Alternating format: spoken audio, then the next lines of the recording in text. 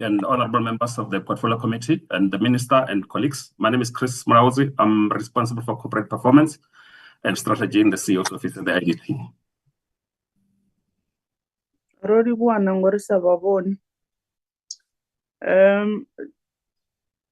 DG. Apologies for that. I don't know what's going on.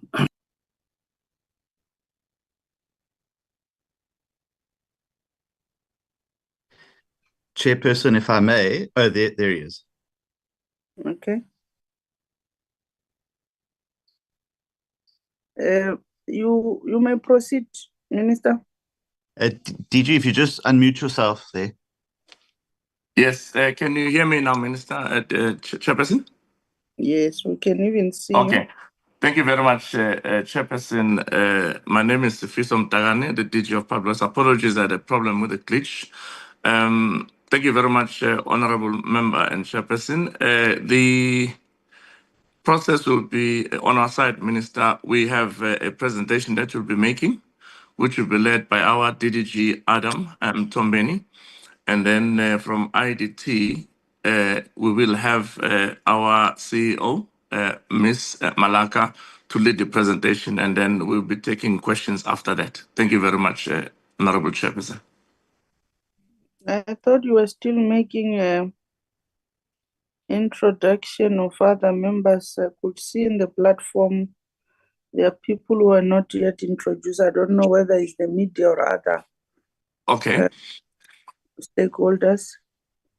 Okay, from the side of Public Works, I believe that it's myself and Adam Mtombe who are part of the team that is leading in terms of the presentations and what is going to happen. And then from the part of IDT, I believe the chair, Ms. Hills, has already introduced the IDT teams, and then our minister. Thank you very much.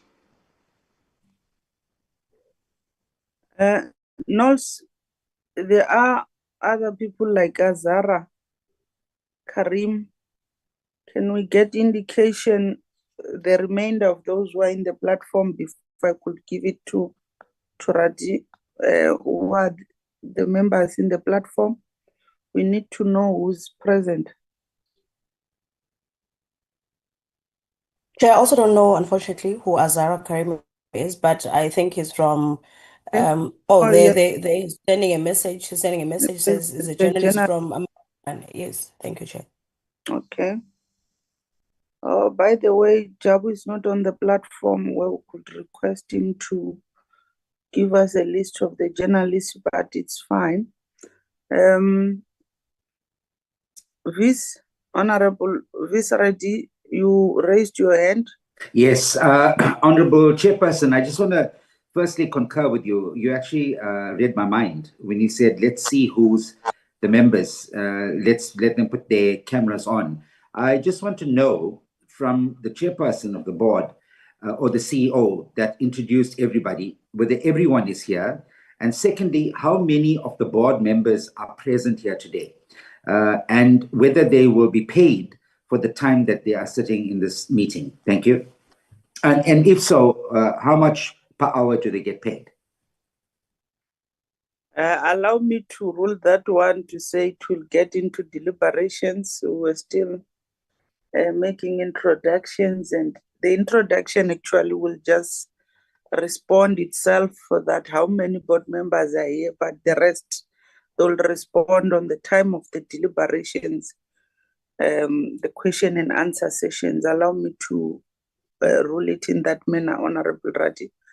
Nos, can we flight back the agenda and we go straight to the next item?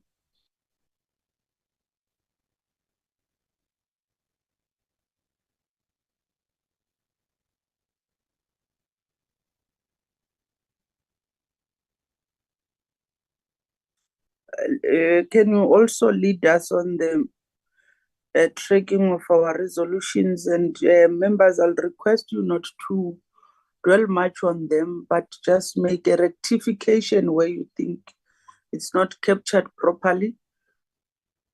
Let's not deliberate on those, but make a rectification where it's necessary. Nala? Thank you, Chair. I hope it's on the screen. Please give me an indication if the document is actually on the screen. Yeah, they are already on the screen. Thank you, Honorable Chairperson. So the first resolution that was taken in the meeting that was held last week on the 28th of May was that the adoption of the agenda must be a standing item on the agenda for all committee meetings, which we already saw on the agenda for today. Secondly, the report regarding young professionals to be submitted to the committee. The due date was the 4th of June, which is today, but the report was then submitted on the 29th of May. Chair, the third one, the response on the IAR, immovable asset register, and the status update to be submitted to the committee. It's also due today, and we have not yet received anything. The report regarding the ministers and deputy ministers' accommodation, the status thereof needs to also be submitted today. Also, the minutes of the previously held MENCO meeting regarding young professionals must be circulated to the committee by the 30th of May, and it was submitted. Sorry, Chair, I forgot to update that one. It was also submitted on the 29th of May. Then, following that, the meeting of the committee will commence at 9. The meetings of the committee will commence at 9 o'clock going forward, which is why today we have commenced at 9. Next up, Chair, the committee will honor the invitation received from the PC on Defense and Military Veterans and jointly attend the meeting with the PC on Defense as well as the PC on Human Settlements. That'll be a meeting of the 11th of June as the communication has been sent through to members. And lastly, Honorable Chair, the meeting where both Organized Labour and the department would be appearing before the committee must be scheduled within the second term by no later than the 13th of June. It was scheduled for tomorrow, the 5th of June, but then it was, as per directive of the chairperson, it was thus cancelled in the meantime for postponement for a later date. I'll pause it there, Chair. Thank you. Thank you, Nola. Honorable members, there are your resolutions. Any rectification? I'll start with the Bath. Kobe, you'll follow. No, thank you, Chairperson. I think the recommendations are covered correctly. I just wanted to maybe speak to the item on the immovable asset register. I know that query was responded to verbally, but it would be good to know whether or not a report or a status update could be received from the department, perhaps in writing. That's all from my side. Thank you, Chair.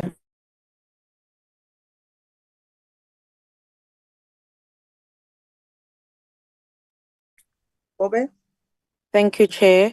I was wondering when will we be able to see the minutes of the young professionals meetings, and from the department, just an indication when, because it's due today. When will we receive the report of the ministers' homes and their lodging, the hotel, all of that? When can we receive that? Thank you, Chair. Honorable Radio?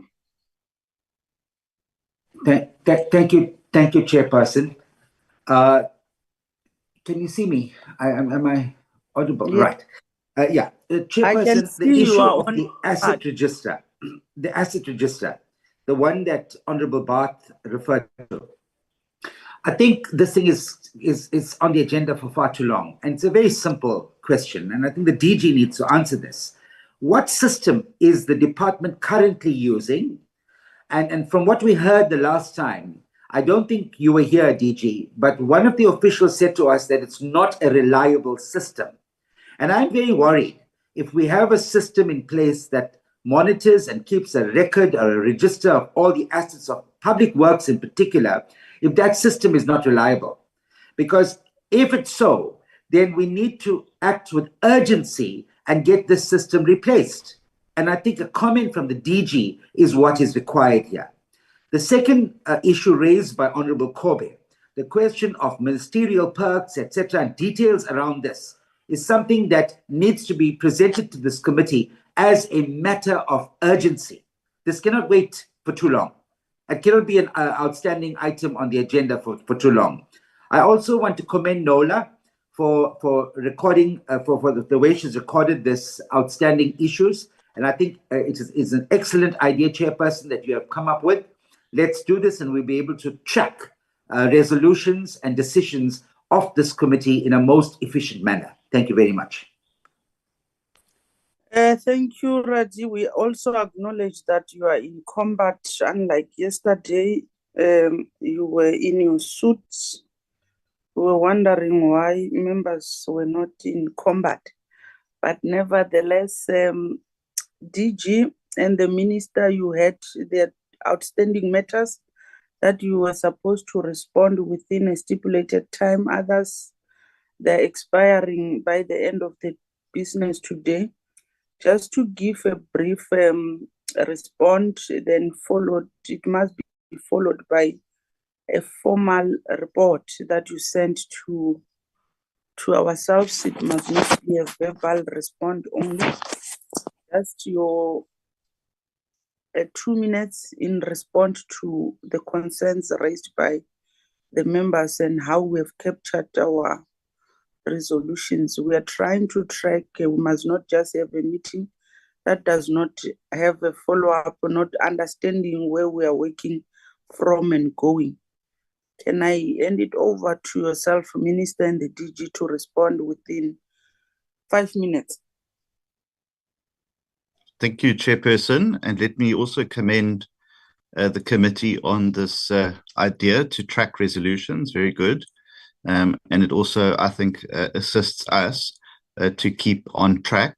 There are obviously, as I see on your tracker, reports due today. I'm sure that those will be made available by the end of the day, and then the committee will engage on them. But what I briefly saw on there, it does seem that we are up to date, which is good. But I'll hand over to the DG for the specific questions that were pointed to him. DG, through the chair. Thank you very much, Honorable Chairperson, the Minister, and colleagues on the platform, including honorable members. Maybe, Chair, let me suggest as follows before I respond. I know we are tracking the reports and we want to report back on that. There are certain matters which I suggest that we probably in the next agenda, they are put in as items so that we can present them properly so that there's no issues around it, especially for those that are being raised, which have been sitting for long in the agenda. Right, let's start with the one for the young professionals. Chairperson, indeed, we have since approved the extension. I've signed the extension for the those young professionals, and we actually also, Chair, as per our engagement with yourselves and the committee members, we have also sort of put them into the DPWI program. So Mr. Mele can provide a full report in terms of maybe the presentation to give comfort to the members of the portfolio around the going forward aspect of it. But generally, from that point of view, we've done that. I think we've sent a report. So we're just going to have to make sure that it's done. Chair, in respect of the other matter that is raised by Honorable Kobe, around the ministerial houses and stuff like that, the report was being prepared, and I will also request that the portfolio allows the prestige team, because they're not part of the platform here, to come and sort of take the members into confidence in respect of that particular matter. But safe to say, honorable members, that indeed we are tirelessly working hard to ensure that the members of the executive, let me say the ministers, deputy ministers, who are without accommodation, we are really trying hard to put that into a speed, because it's very difficult. Maybe just to highlight to you as honorable members, this matter, as it came to us, it came in where there is no budgets allocated by Treasury. We are just scooping around the department to try and look for money so that we can be able to try and accommodate them. And then secondly, will be the issue of procurement, which I must indicate it's a bit tricky in a sense that we are really considering and looking at hiring, or let me just say renting those houses for the members so that at least they are not put up into the hotels as they would have been raising that. So I'll request that we also provide the members with a full report in terms of the costing, because what normally happens, Minister, and also the honorable members, is that Treasury has got this attitude of saying every time we need money to do additional work, they always say we must go to the baseline. And I must indicate our baseline is actually depleted. We don't have any baseline.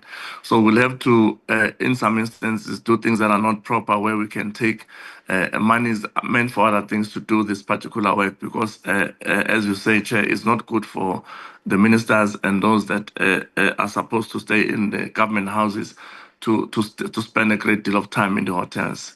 I think I will request also and urge the chair to maybe put that as an item, then we can give a proper response on that, and also maybe to give also the members the overall also other issues on the prestige, because we do want to indicate to the committee that we also are struggling from the budget point of view. I think the minister on several occasions has indicated it's like it's an unfunded mandate, but yet we are supposed to sort of provide this particular service.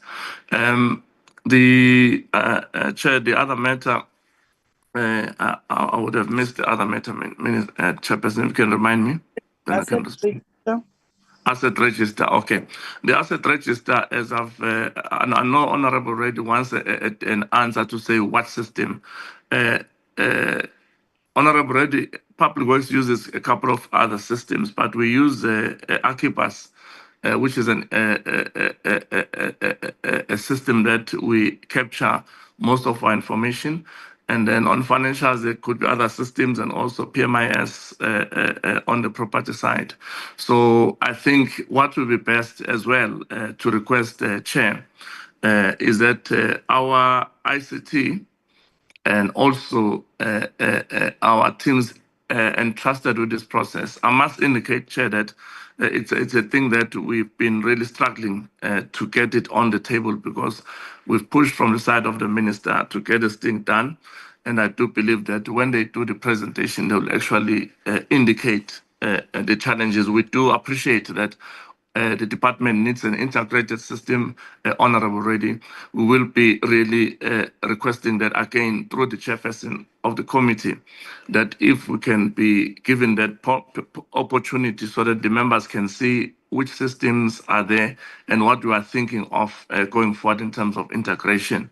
I think that will then cover some of the issues. Thank you, Chairperson. Bath, is that your legacy hand or it's a new hand? It's a new hand on this matter, Chair. Let's also mind the issue of time on this item, because it's a tracking back, and consider what the DG has requested, that they need to do a proper presentation. I'll allow you and Radi to make your follow-ups in that order. Thank you so much, Chair. It was just one on the issue of the ministerial accommodation. For when it's just an input to through you, Chair, to the department, whether the department could include whether or not the growing size of the cabinet over the years is a direct reason for the lack of accommodation. And also if the department can indicate whether the department itself or whether the actual other departments to which the ministers or deputy ministers who are not accommodated are fitting the bill. So that I think that was a question that came up in the committee last week. Who's paying for their accommodation? So it's just if that could be included in the report. And then, Chair, just on the matter of the asset register, I know that this was covered on the 12th of March. So there was a demonstration that was given by the department. It would be obviously recorded on the live stream. But I know that the committee also forced the department to quickly finish the demonstration. So that is there and it was given. But yeah, I think it's just worth noting that as well, Chair. It has been covered. Thank you. Rati, then Kobe.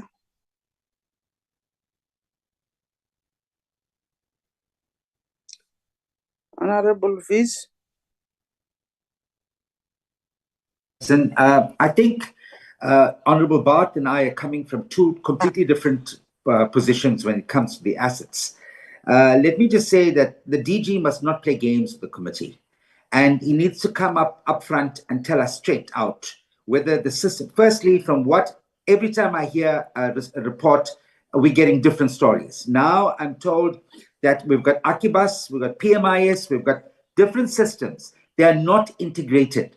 Do you realize the risk that the department is put? I mean, I have questions I want to ask. I'm too scared to ask those questions here because the department won't be able to answer. I see public works buildings dilapidated, windows broken in Durban, in Pretoria. I've seen it. And I want to know what is our register of every asset that we own. I mean, from our own experiences, we went to Port Edward. We found a land there that was occupied by someone for years and not picked up. So we need an integrated system. We need something urgently. And I think I'm not happy with the DG's response. But what I heard him say was that the chairperson and this committee must give him a mandate. Tell us what mandate you need so that you can go and get this work done and treat it with the urgency it deserves. Thank you, Chairperson. Where? Chair, thank you so much. Chair, I think with the issue of the ministerial homes, my worry is, Chair, as a portfolio committee, especially for public works and infrastructure, we're always the last people in this committee to find out about things, and we find out about them on the media. We find out about them when ministers are complaining to us privately, and I think this is incorrect, Chair. It needs to be corrected from the department. I understand that maybe they do not have a budget and they're trying as hard as they can, but this matter should have come up because we have had prestige. We have had an item on prestige where the DG was telling us the specific entities and the things that the department is responsible for. They just gloss over it and they don't speak about this issue. And I think it's an indictment on us as a portfolio committee that we don't have a full view of what's happening in this department.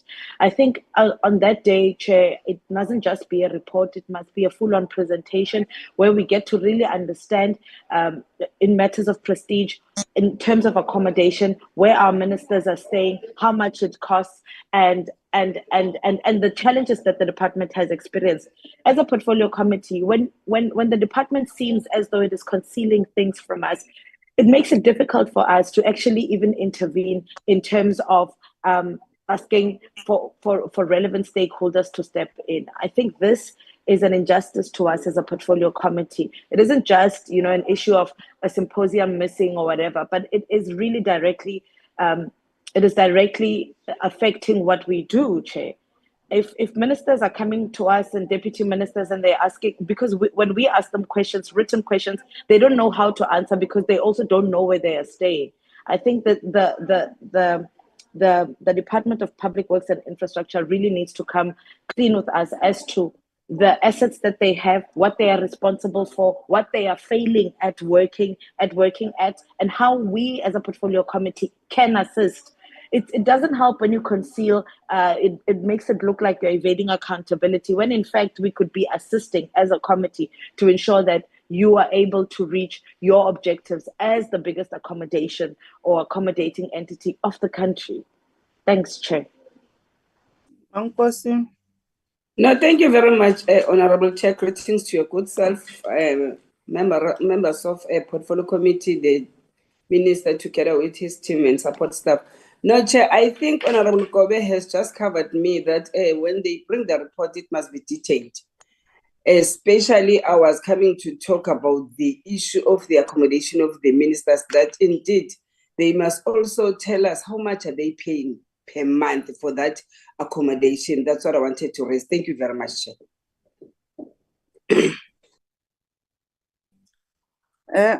Thank you, members. I'm going to do in this manner. One is that there's a request, and I think all of yourself, you are agreeing with the request. Next week, or be it the week after the other one, the department must just be prepared where we can squeeze, starting with pre-stage presentation. You'll bring your delegation anytime where through the Secretariat office will say, we have squeezed. If you have noticed already, the program is out. We don't have these items on the program until the next quarter. So meaning we're just going to squeeze. With all powers that I have, I'll check the program and squeeze the item, be it pre-stage presentation, it will get in, and the asset register. But to your good self members, I want to make this statement. I'm appealing to yourself. Even last week I've said it. Let's avoid to respond to each other.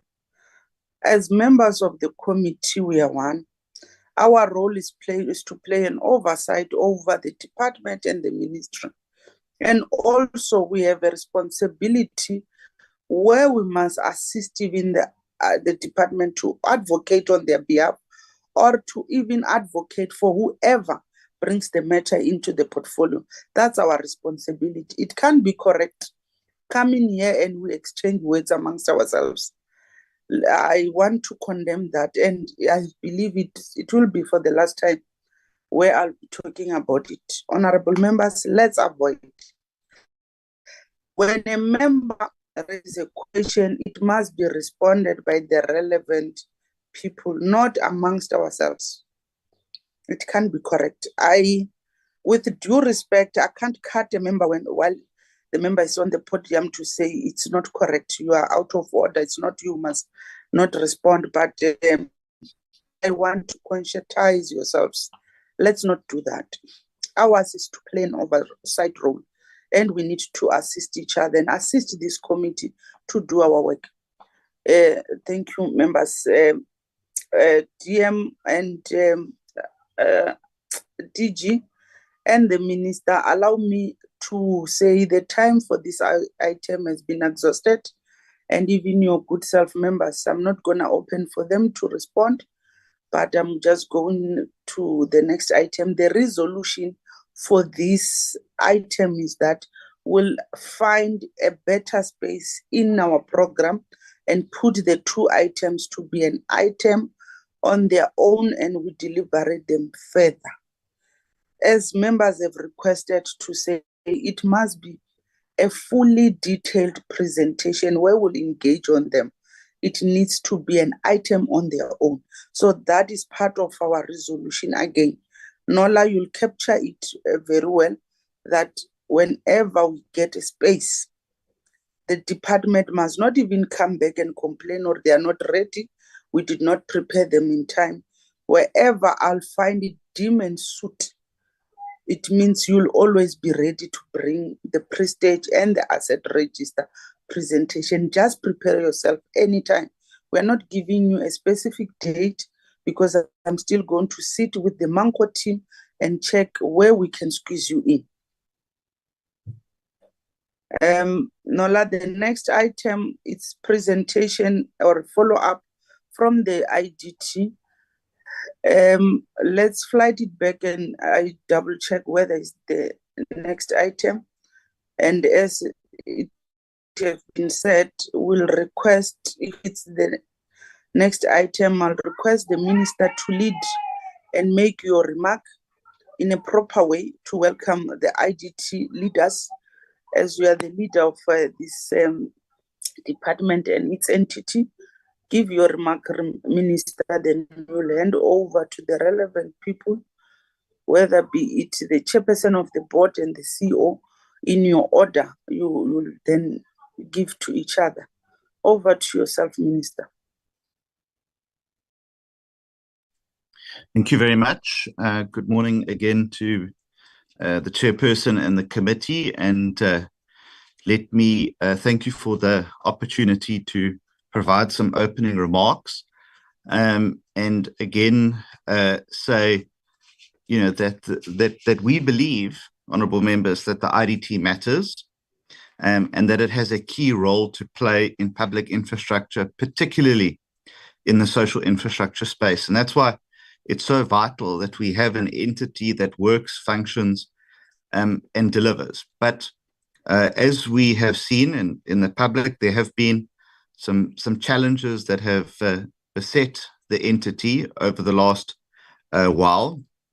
And we've had to work hard to try and rectify some of those internal issues, as well as some of the paralysis that had beset the entity.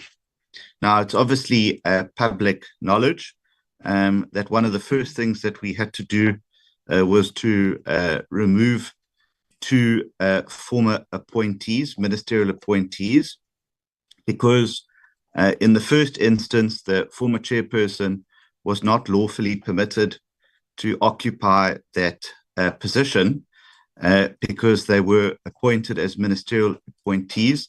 And the deed of trust is very clear that no ministerial appointee may, in fact, occupy that position. We also had to deal with the lack of quorum that existed within the entity that had not had a full board since October 2023, despite the trust of deed being very clear that whenever there is a resignation or a vacancy, I should say, that it must be filled immediately. So we, in order to stabilize, Chair, the entity, we sought to fill those 5 vacancies, and we worked with the remaining board to do so. And that was duly and lawfully done. The committee will be aware that process did come under legal attack by 2 NGOs, one being called Black Forum South Africa, and the other one being called Izwi Labantu Forum. The North Gauteng High Court, however, did not entertain a single argument that they made and dismissed all of their claims with costs and on a punitive scale. But most importantly, and this is critical, reaffirmed the process that we had undertaken. And that was important to bring legal clarity and certainty and to dismiss some of the online claims that had been made against the process. So the good news is that we have a fully functional board and is fully functional until the 4th of July, when their term will come to an end. And that process of appointing a new board has been completed and will be going to Cabinet for ratification. Chair, I think to take up the Honourable Kobe's question about how the committee can assist, particularly issues of the business case and the reconfiguration of the IDT are critical to ensure its survival and long-term longevity. And there we have resubmitted a business case to National Treasury on the 14th of May to ensure that the entity is realigned and restructured to ensure that it can survive. One of the big critical points that the committee may want to consider is the debt recovery process within the entity. It's owed about 106 million rand from various departments, particularly in provinces, and it is crucial to ensure that money is owed, and we have taken steps to engage with provinces and various other entities as well. However, the financial position of the entity remains strained, particularly after a court judgment has now found that the entity is liable for 14 million rand in damages to a failed lease and moving into a new building. And I think that will have adverse financial consequences for the entity, which we are still looking into and understanding how that court case took place affidavits were signed, and what the role of the board and executives were in that issue. I think the committee may also want to consider the 5 consecutive audit disclaimers that have beset the entity and its financial position, as I'd said earlier, and how to ensure that good auditing processes and practices are established within the entity. However, we do believe that where the entity does work, it works well, and that is found in the client satisfaction surveys, where said that 71% of IDT meets clients' expectations. I think that's good, but it could be better. 95% said that they would work with the IDT again, and 89% said that they would recommend the IDT to other departments. So I think there's a good baseline to work there. And where it works well.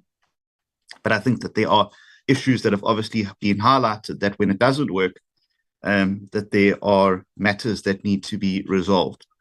We are currently working with National Treasury on an advancement for the entity to try and sustain its financial position. The department has also advanced roughly 22 million rand to assist with salaries in the last month as well. And we are actively working with both the board and National Treasury to make sure that the IDT can meet its financial obligations. So, Chair, from our side, or at least from the ministry side, we have really wanted to be hands-on to ensure that this entity is restored to full functionality, to ensure that it regains the trust of the public, and to make sure that it's able to deliver on critical social infrastructure into the present as well as into the future. So, Chair, with those opening remarks, I will be guided by you that either we get straight into the presentation, or the board chair may want to also make some introductory remarks before the presentation is given. So I'll be guided with you, Chair, on that. We'll wish to hear from the board chairperson, as it's her first time to come to the PC. But before that, I see the hand of Honorable Raji. Thank you, Chairperson. You know, as always, I want to thank the Minister. He has a good grasp of the presentations here. I think that he's missed the part where, as a committee, we agreed that we're not going into the details of the presentation. So we don't expect presenters to come here, take 20, 30 minutes, 1 hour, reading through a presentation that we already received as members, because it is expected that all of us would have went through those presentations and we would take them as read. The whole idea is to present, like you did, a helicopter view of the whole presentation, highlight the key areas of the positives and negatives, and then hand it over to committee members so that we can interact and make comments. Thank you, Chairperson. Minister, over back to you. You can hand it over to... Thank you. Thank you, Chair. I'll hand over to the Chair of the Board, Ms. Hill, and then I will then hand over to the DG. Ms. Hill. Thank you very much, Minister. Honorable Chairperson and honorable members of the Portfolio Committee, DG and all of our colleagues, including IDT staff, I greet you again. And thank you, Honorable Chairperson, for the opportunity to address this committee. It's a privilege of mine to serve again in the capacity of Chairperson of the IDT. While I returned in April 2025, the rebuilding of the entity has been underway since our first term, which started in 2021.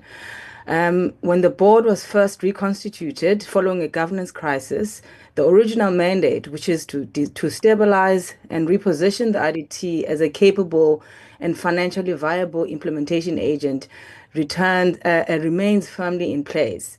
Unfortunately, Chairperson and members of the Portfolio Committee, as the Minister has articulated, the entity is in great distress. However, the board has been strengthened with the appointment of the new trustees, and we've moved quickly to try and restore governance and oversight so that the turnaround can continue in earnest. We're deeply grateful, as the Minister has said again, the entity is owed over 100 million, as most of it is actually over 190 days in management fees, which put us, I think, in great strain from April. But we're deeply grateful to the Minister as well as the department for the support that they provided us over the past month. In May of 2025, the Minister, with our guidance, wrote to the Minister of Finance, to the MECs, as well as to his colleagues in the ministries that owe us some money, and we're hoping that we'll see some fruit coming out of these interventions. What worries us the most, members, is not only what is owed to us, but is also the slightly over R1 billion that we owe to contractors whom, as you know, are largely Black and many of them are women. And half of this R1 billion has been owing for over 90 days. So the management team has been at odds and at ends to try and get this money, but we've had budgeting challenges. So some of our challenges are structural. We've made incredible strides in new business. However, as you may understand, there's a bit of a lag between a contract and what is bankable. We only charge management fees on what is bankable or on expenditure. The attached presentation outlines the work that's underway, which is led by our management team across areas of governance, financial reform, system strengthening, and client relations. It presents both the continuation of January 2025, which we presented here, as well as the fresh momentum made possible by recent interventions, which I've articulated.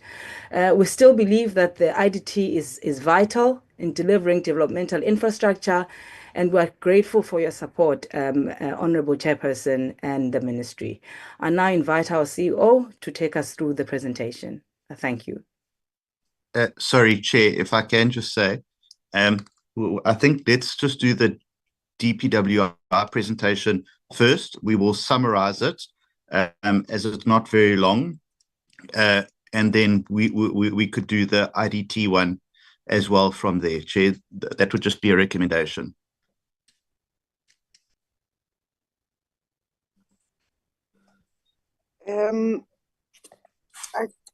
It's fine if they are ready. Babu Mtombeni can do that. As it has been said, a helicopter overview then we'll also get from the CEO. Thanks, Chair. So, DG, over to you and Mtombeni.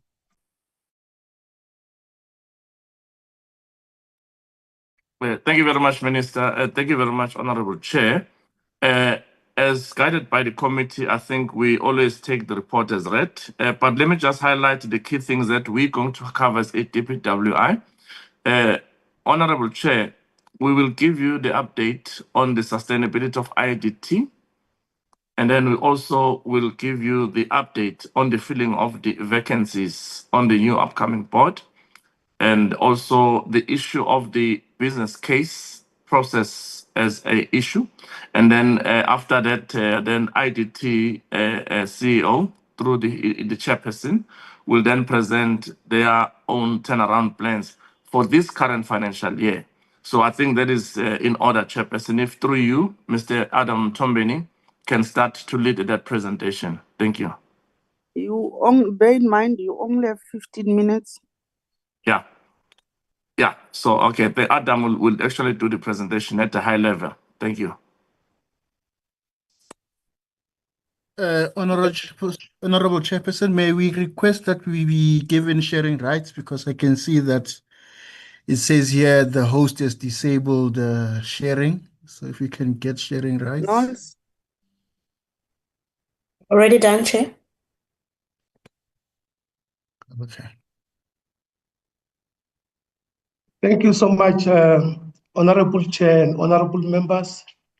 Thank you to Minister, DG, the chairperson of IDT, CEO, and colleagues. Indeed, chairperson, I will just do a helicopter presentation. I will summarize my presentation. Minister has covered extensively on the areas which we need to give updates to the portfolio committee. Chairperson, just give us an indulgence not to put a video. We're having a low connectivity so that we strengthen the connectivity from our side. What I'll indicate, Chairperson, is just to indicate that from our side, since our two previous meetings on the same subject matter, we met late in January and also in March to deal with updates around the sustainability issues of our entity. Chairperson, as a department, we take this entity as a going concern of the department. Hence, we put all the effort and resources to ensure that this entity mustn't go down and it needs to thrive. So I will go to the slides which we prepare, starting from slide number 5. I won't deal with slide 4, which deals with the legislation. This is a given slide we presented before. Members are aware of it. So we'll just touch 2 slides, 2 pointers or bullets around the background. In terms of the background, members are aware of the going concern of IDT, which were necessitated by the exhaustion of their 2 billion endowment of 1990. We need to emphasize that that's the root cause of the challenges that we're having now. On the last bullet, Chairperson, I need to indicate that we need to point out that the governance challenges of this entity happened, were led or contributed to the operational and financial deficits. Because the governance challenges which we have, which the current board was trying to deal with, just to stabilize the board to be functional, had a direct bearing in the issues of financial deficits and the operational issues. And we're happy to report that today this matter were arrested, working with the board and the department to ensure that we stabilize this entity. Next slide. On slide 6, Chairperson, we want to highlight the financial assistance which was provided by the department since 2020-2021 to date. And this is a familiar slide which members are aware of. We reported previously, but we need to report to say the department was able to prioritize within its baseline to assist this entity for it to operate. And we're doing this, a chairperson, without a transfer allocation, which was done by National Treasury. So department has to make use of its own saving and support the entity, directly from its own allocation. But we indicated previously in our reporting to say in 2024-2025 financial year, which is the previous financial year, we're not able to assist because the department had the challenges on its own to sort of apportion any money to assist the entity. But the entity was able to sort of, look within its resources to sustain itself for the whole financial year. When we commence with this current financial year, as Minister reported, there were direct intervention to get a reprieve from National Treasury to allow us to have means to assist this entity to operate in this financial year, 2025-2026, although we didn't have an allocation for it. So that process started and Minister reported on it. Minister was interacting with Minister of Finance and also tried to sort of deal with the debtors book by making follow-up with the national ministers and the provincial MSs. So that's a big progress which we are starting to see in this financial year. And as a result, through our support which we are doing to the entity, we're able to ease even the issues of non-state sector allocation for EPWP where they're assisting us in the implementation to sort of ensure that we release money to assist them to run. So this one, we need to emphasize this. This is an important slide where at the beginning of this financial year, we ensure that the support is given by the department, even though there is no proper allocation done by National Treasury to them. You can come to slide 7. On these slides, we just demonstrate to members the IDT debt value by age analysis. We stand at around 102 million. We also did a breakdown in the subsequent slides to show this 102 million, where does it come from by age. We have done that. And what we have done, Chairperson, we also provided members with attachment in our presentation, giving the whole debtors book for members to be able to analyze on their own this particular debt owed to IDT. So the department is assisting the entity in dealing with this matter. Next slide. You go to slide number 10.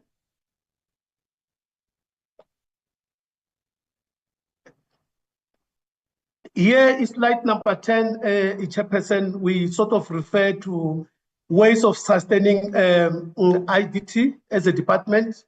You could see that through our department, we're able to assist the entity with projects which are being sort of, implemented by our CPM branch, construction project management branch of the department. They had to apportion some of the projects to IDT to execute on our behalf on agency agreement. So you could see that there were some projects like Acacia, the 10 key lifts, and the backup power, which we also apportion to IDT to assist us. But we need to indicate and emphasize that in this particular mechanism of apportioning our portfolio to them, we foresee some of the challenges which we are sort of trying to deal with, working with our client department, because these are the projects which are sort of, sponsored from our client department. So when there are budgetary cuts by client departments, it also negatively impacts IDT because they depend on those budgets to generate revenue when they implement on our behalf. So at this point, we need to emphasize similarly with the issues of EPWP non-state sector, when we sort of, forward the project for implementation, where IDT generates some management fees. When this IDT budget, EPWP budget is cut, it's also affecting IDT to generate revenue around that. So, Chairperson, I will go to slide 11, just to sort of, deal with the issues which Minister was dealing with. The issues of governance failures, which were foreseen by the department. And there is the issue which Minister extensively highlighted to indicate that there were some disputes that we dealt with surrounding the filling of vacancies and even the appointments of candidates to fill the vacancies. Particularly, this was sort of stemming from our provisions of a deed of trust, particularly clauses 8.2.2 and 8.3, and also the issues of 8.2.1. Because in terms of 8.2.1 of deeds of trust, that's where we do appointment directly by minister. These are ministerial appointees, and the 8.2.2 and 8.3, there are general candidates which we source through the public process, where we advertise, we put a selection panel to deal with, and also recommended by the board itself if there are vacancies. So here there was some dispute that caused to the governance failures, where appointments were not dealt correctly in terms of letters which were given to members. For instance, as Minister indicated, the ministerial appointees, officials or candidates appointed in terms of 8.2.1, they are not eligible to chair the board of IDT. But what transpired in the past it was that the appointment letters that were given to the previous chairperson was appointment in terms of 8.2.1, which was sort of contravening the deed of trust. So those were some of the things which Minister tried to sort of, explain the dispute around this, which led to the two ministerial appointees being removed, and there were two new ones which were put, and ultimately we put a process through the members that were remaining in the board to recommend 5 members that came on board to sort of close the vacancies.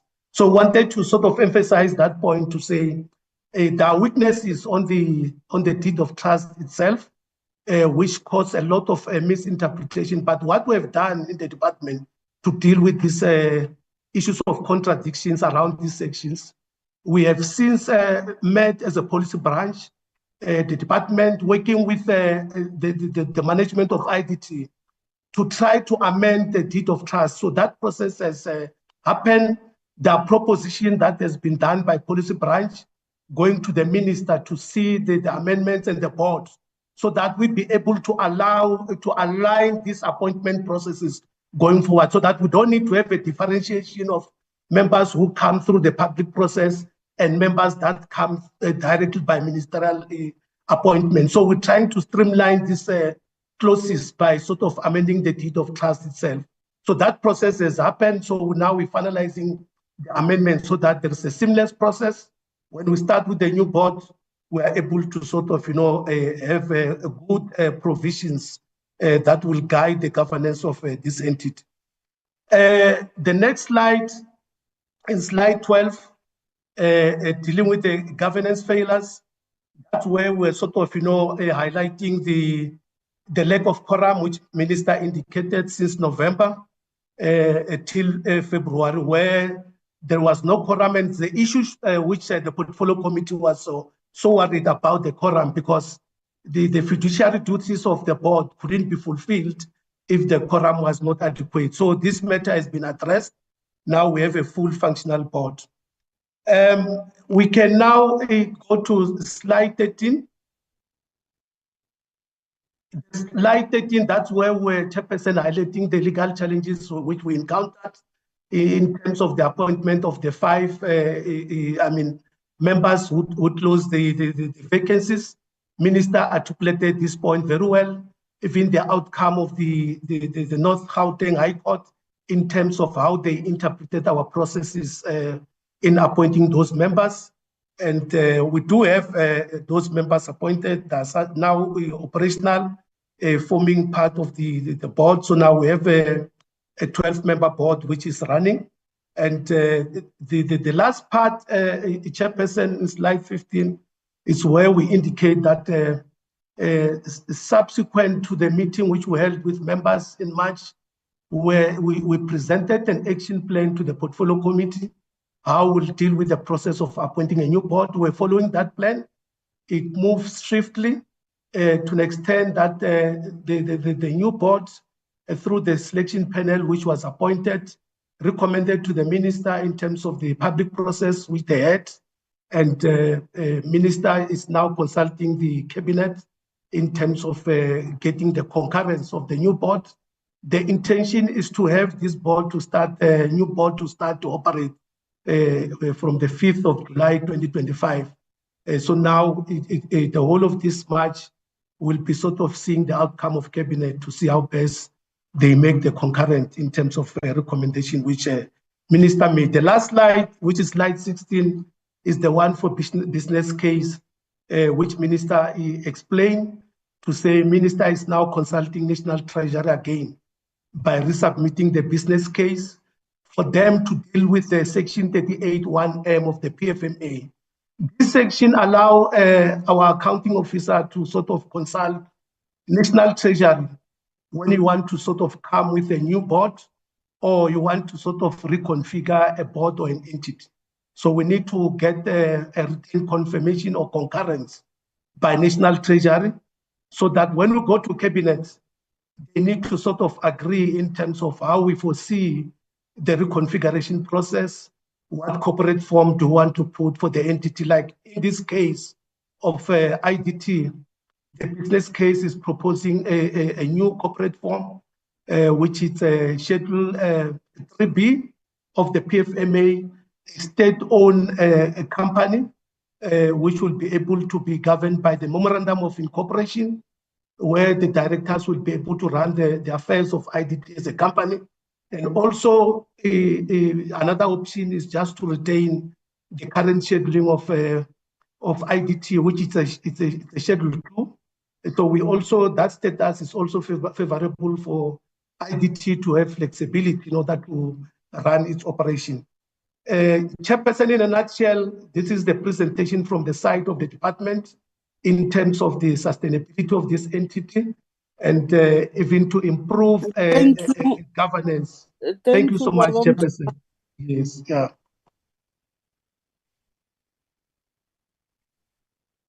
IDT, you have 15 minutes as well. Thank you, Chair. Latem Tombeni, can you remove your presentation?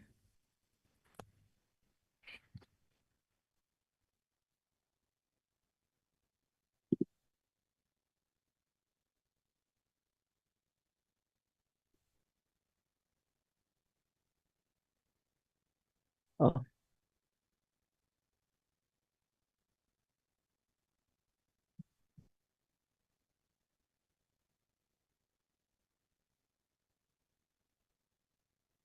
Thank you, Chair. Honorable Minister, honorable members, Chairperson of the Board, DG, and colleagues. Chair, as requested, I will consider the presentation as read. I'm not going to touch on the slides that the department has already touched on. The slides give an overview of what the presentation will be focusing on. Am I audible, Chair? Yes, you are. All right, thank you, Chair. I'm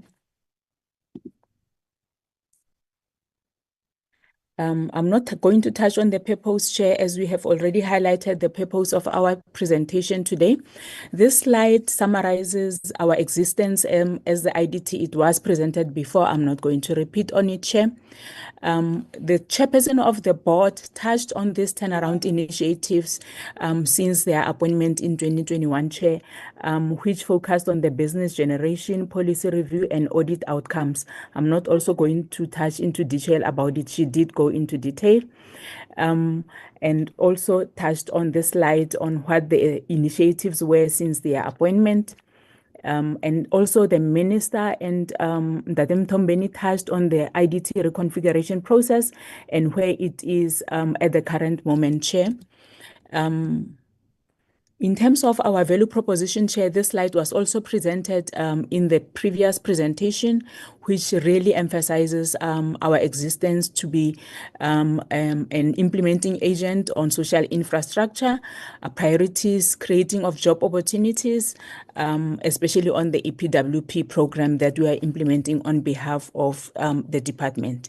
Chair, this slide, the minister touched on it as well in detail, and this client perception survey assist us to improve on our performance with the clients that we serve, and the comments that they made, we ensure that as we implement, we improve on the comments that they had made in terms of where we need to improve and what are their concerns with their implementation. But it also shows that our clients still have confidence in the IDT in terms of the services that we provide to them, Chair. We have also touched on this value of program and program expenditure in the previous slides, in the previous presentation, Chair, but it shows that the portfolio of the IDT continues to increase. What is a challenge is the expenditure, and I will touch on it in the following slides. The expenditure analysis within the 5 years, Chair, does highlight that we do have a challenge with regards to expenditure, and this is as a result of clients not paying us because of the austerity measures by Treasury, the budget cuts. So it confirms what the minister had said in terms of what we are owed by our clients. So we did a helicopter overview of where we are over the previous years and up to now in terms of what our clients owe us. If you look at its share, it has been increasing. With 2022-23, we were at 97%, but if you look at 24-25, the expenditure did go down because of those challenges, especially where clients withdraw the project. Chair Ndadem Tombeni touched on this slide on the grants, and he did highlight that for 24-25, we did make a request, but we have not received the grant request. However, we have been robustly engaging in collecting the money that has been owed by us. The minister did highlight on the interventions that have been done. The minister was very instrumental in assisting us to write letters to the MECs that the minister signed, and some of the clients have already confirmed that they have received the letters, and some of them have already started paying. But we are rigorously following up, especially with the administration. With regards to the challenges, Chair, we did an introspection and then to see where as the IDT we can improve, but we focused on the implementation side, where we have to improve with regards to compliance with IDMS and FIPDIM, and also if there are project cancellation and termination by our clients, what is it that we need to do to ensure that under those circumstances we continue to remain viable. And the issue of budget cuts, Chair, will remain with us, and as the IDT we then need to see how best can we ensure that we continue to survive despite all these challenges that we are highlighting, Chair, on the slide. We also did an introspection in terms of our operational inefficiencies and how they can be addressed, Chair, and we have also then come up with a sustainability plan to address all these challenges that we are highlighting here, Chair. We do have an onboarding session on Friday where the board will then approve the sustainability plan that management has prepared to ensure that we address all these challenges that we have highlighted and come up with a plan to ensure that we remain financially sustainable. Chair, this slide also, Ndadem Tombeni touched on it, which talks to our program debtors and management fees that are owed to us. The minister also touched on this slide in terms of how much management fees we are owed. We are owed 131 million in management fees, which we are continuously engaging with our clients. And also the minister did highlight the total program debtors and the chairperson in terms of what we are owed by our clients. It's a sad state of affairs, Chair, because when we are not able to pay our service providers, they are not also able to deliver on time on the projects that they need to implement, and this causes delay in us achieving our targets because of these delays. However, we have taken a different strategy in terms of ensuring that we reduce this program debtors and also increase on our management fee with the contracting model that forces our clients to give us advance payment for us to be able to pay our debtors on time. Chair, this is part of the sustainability plan that we will be improving on to ensure that we increase our revenue streams. And what we are now currently robustly looking at is diversifying our revenue streams, Chair. If you look at our current portfolio, 90% of what we do is from government departments, which creates a problem because if all of them don't pay, it affects our performance. We do have clients that are paying us on time. The Department of Transport in KZN, once they give us an allocation and the budget, they then ring-fence that budget and transfer the budget to the IDT. As a result, we don't struggle. However, with some of the clients, it becomes a challenge. So part of the sustainability plan that we'll be presenting to the board is that we are then looking at working with the mines in the different provinces to implement their CSI programs, and some of them are open to it and they have already committed to work with the IDT so that we don't rely on government projects only. This also highlights the strategic interventions that we will be focusing on in terms of engaging the prospective clients outside of government. And if you look at what we are looking at here, we are also looking at partnering with donors, private sector, and leveraging partnerships with public and private and international entities to ensure that we improve on our performance and implementation of social infrastructure, and robust focus on diversifying our portfolio. This slide also talks in detail in terms of what is it that we'll be doing to strengthen our revenue streams and generating new business outside that of the government. Chair, I'm not going to go into detail on this slide. It was a thorny issue in the last portfolio committee because the audit outcome was not yet finalized. However, it has been finalized, and we are currently looking at the new audit cycle. AGSA has been in the office with the audit process, and we anticipate that in this financial year the audit will be concluded on time, Chair. Thank you, Chair. Thank you, CEO. Actually, you managed time very well. Honorable members, there are the presentation. It's time for us to deliberate. Raji, there's no need for you to raise a hand. I'm going to do the normal process that I normally do. And unfortunately, you're going to be the last person to speak. I'll start with Chair, am I being punished here for some reason? I didn't actually raise my hand it's to not speak. a punishment. But since you insist, I will speak.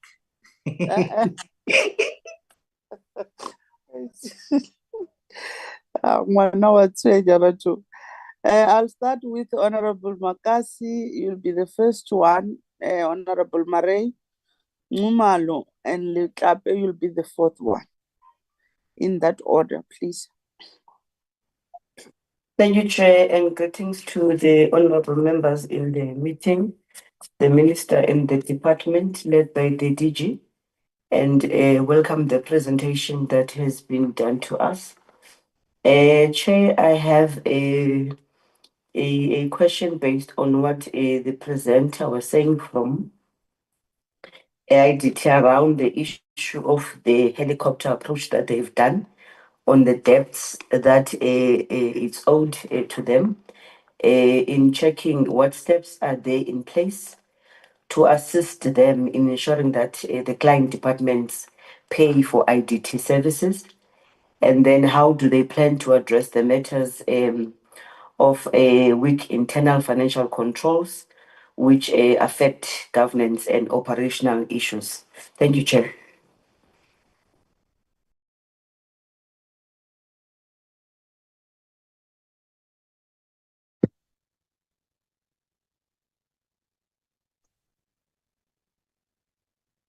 Honorable Marais, you're not audible, but you can see your mic is on. Yes, okay, thank you. No, thank you so much. Thank you. My first question or remark will be around income stream. My question would be, currently, where does the IDT stand with their bank balance? Because it seems it's a struggle to actually fulfill all their commitments as payments is needed to be done. That's my first one. And it was then also mentioned that the application was done for money to be forwarded by Treasury. Can I just have clarity on what amount we're talking about? And was the estimate for exactly how long that amount will carry the IDT going forward in this financial year? And then thirdly, I want to mention that as it's been indicated that 90% of the income stream is actually based on projects coming from the government side. Now, as we all know about the cuts in budgeting, and departments, all of them struggle to actually fulfill their commitments. and all of them have to cut on their various expenses. So how do you see it? Because you mentioned actually that you want to go into the more private sector for projects and CSI projects and so forth. But normally big companies, organizations, also, firstly, when they struggle in economic times, that's difficult. They will cut on that aspect as well. And it could be a struggle to get a new business on that front. And then fourthly, I want to ask just clarity, something that bothered me, is about the property that IDT leased. Where we stand with that lease agreement, is it cancelled? What is the amount that we still owe on it? Or what is the case that we as of IDT need to pay in that regard? If you just first get clarity, I may have a follow-up question going forward on that regard. Thank you, Chair.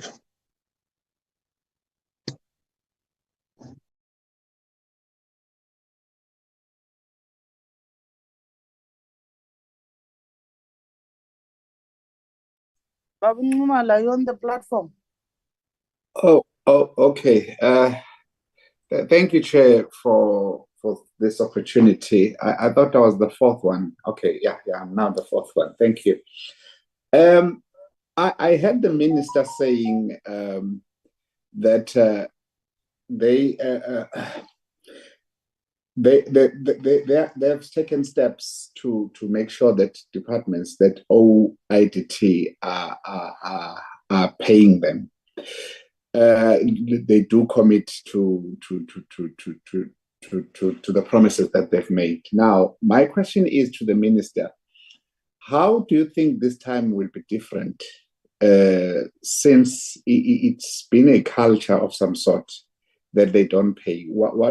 Why are you confident this time that these people will make the payment that that they're supposed to pay? Why perhaps don't you think that perhaps we need to start looking at to start taking a legal route in ensuring that these sister departments do pay what they need to pay? And also the National Treasury, what are they saying? Are they really committing themselves in bailing out IDT?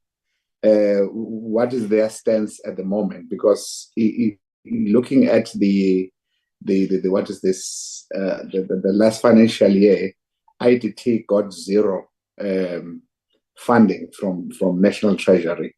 So what is it that has changed their minds now in terms of making sure that they do fund National Treasury? And also looking again at the failure to pay these people. Sorry about that. Sorry. Sorry about that. I'm so sorry, Chair. What is it that the department? Where was I? Okay. Are we going to see the department? IDT becoming self-sufficient, sustainable, or self-sustaining? Because really, this thing of depending on external funding is really crippling this entity. So, are there any plans in place to make sure that the IDT becomes it's in a position whereby it's not being funded anymore by the department or by National Treasury? Thank you. I'll make a follow-up question maybe after this, after I get the response. Thank you.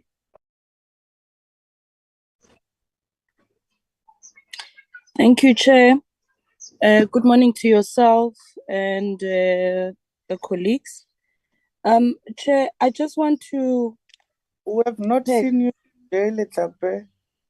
Yes, can I request that I put my camera off, Chair, as I'm traveling and I've got really bad network where I am.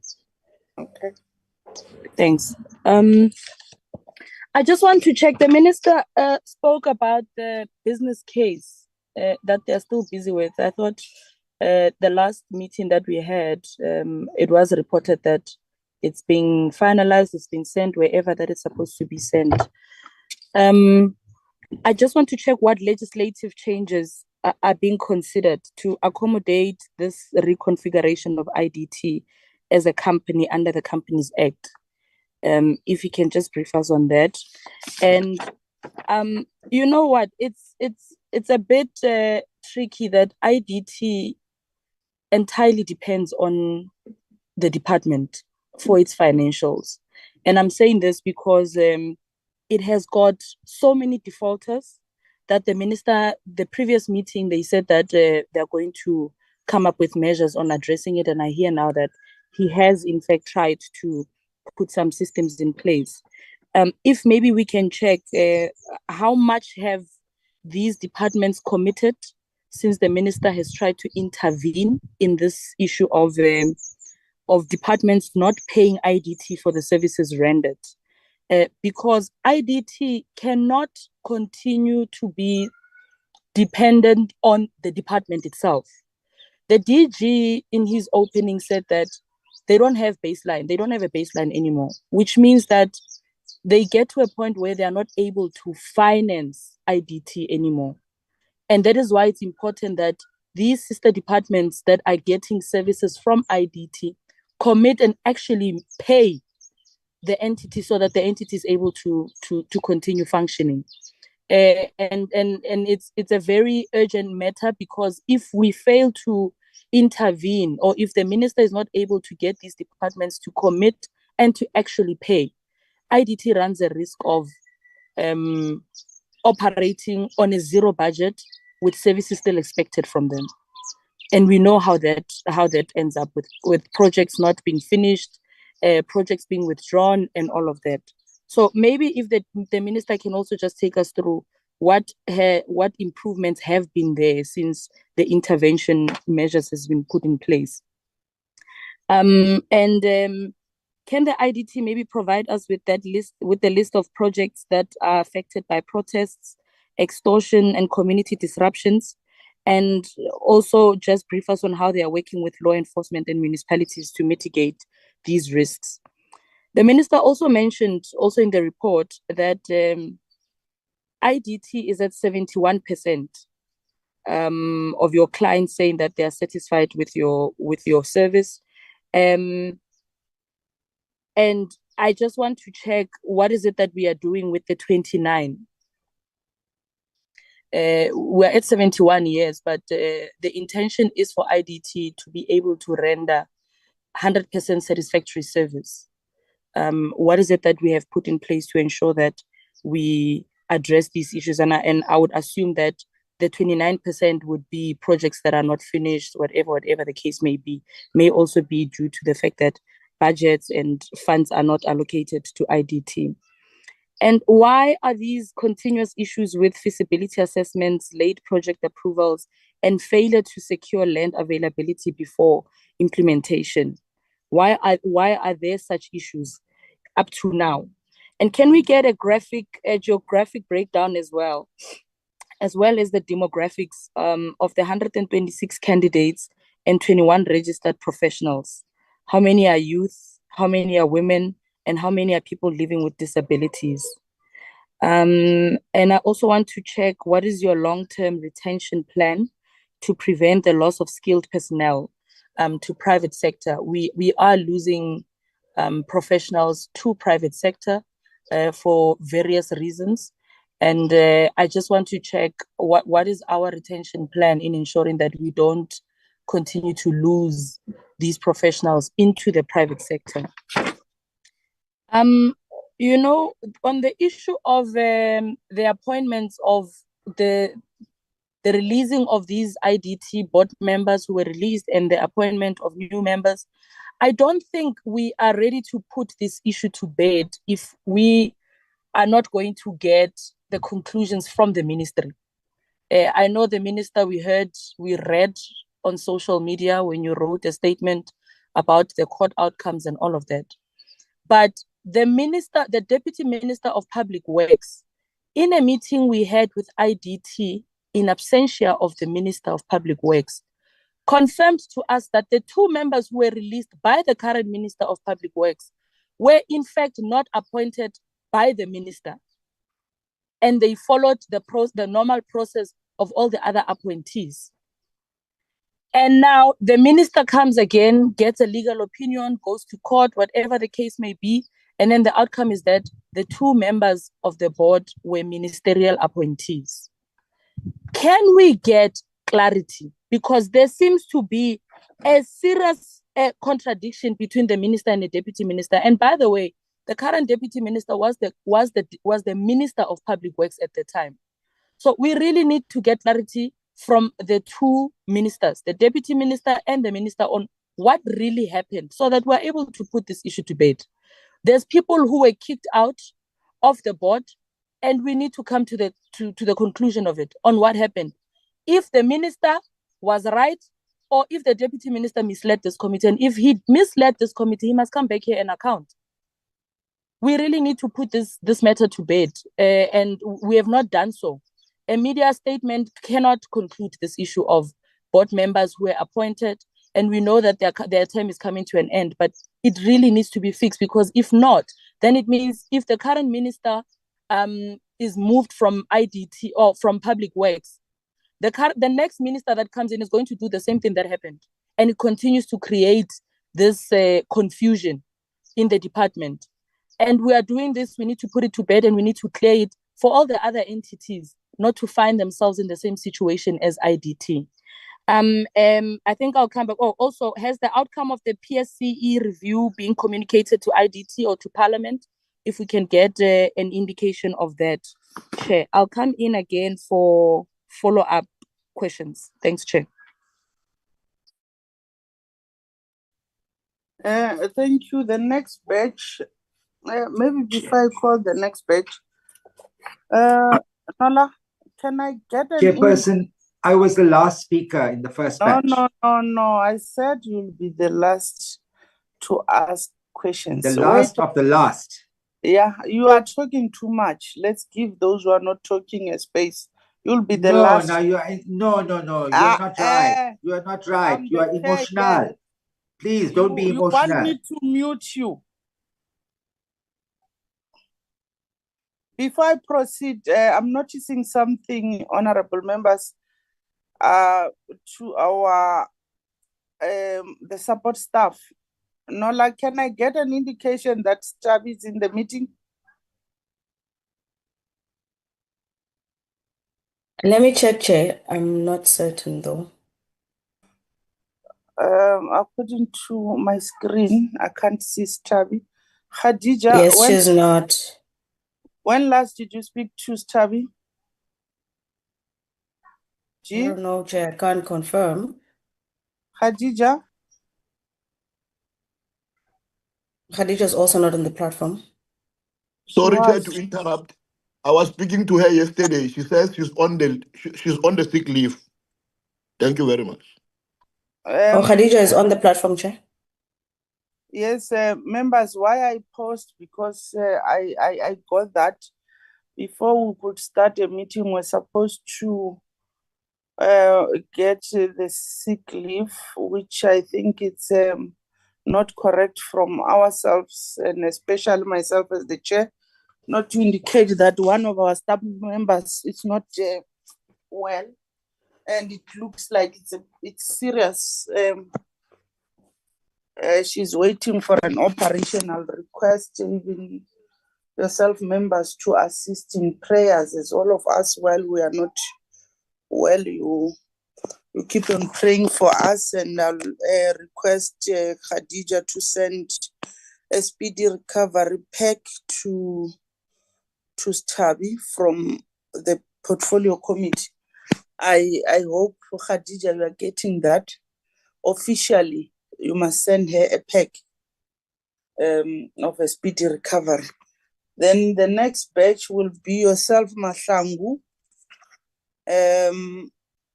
Kobe, you'll be the next one. Bath and Mankos, in that order.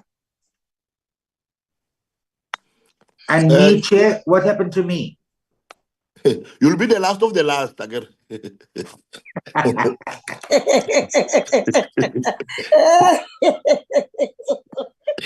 Thank you. Thank you, Chair. And greetings to your good selves, fellow committee members, the Minister, the DG, and the whole team. Let's first acknowledge the presentations made. Chair, I think I have one or two questions that I want to ask. The first one is in relation to the addition of board members, where you spoke about the quorum. According to my little knowledge that I have, is that board members, indeed, they were not correcting. That's number one. Number two, I don't want to discuss either appointments of minister or what. Even if you have replaced the two appointees of the minister, they still remain 7, which they can't reach quorum. But I want to check how possible it is that even if they were not correcting, but they were able to recommend the other 5 names. Because if they were able to recommend the other 5 names, they should have been having a quorum. Even if when we have included or added the ones of the ministerial appointees. I want to check how was the process followed. Either it was constitutionally followed or it was just a common sense approach. Number 2, Chair, that I want to check. In our last meeting, there was an allegation that there was an allegations of qualifications of the chair. So I want to check whether how far are we with that investigation of the qualifications of the chair of the board. And secondly, I will propose that can the committee refer this matter to the Public Service Commission for further investigation. Chair, the question also that I want to ask, Chair, is the selection panel that they spoke about that is busy or that has finalized the appointment of the new board that is going to come after this one expire. I want to know who are these panels, who is this panels, and what is the process of appointing? What was the process of appointing them? How was they appointed, and who are they? The last one, Chair, the question that I want to ask, do you believe that the IDT has the capacity to operate as a going concern to deliver a social infrastructure for our people? Thank you very much.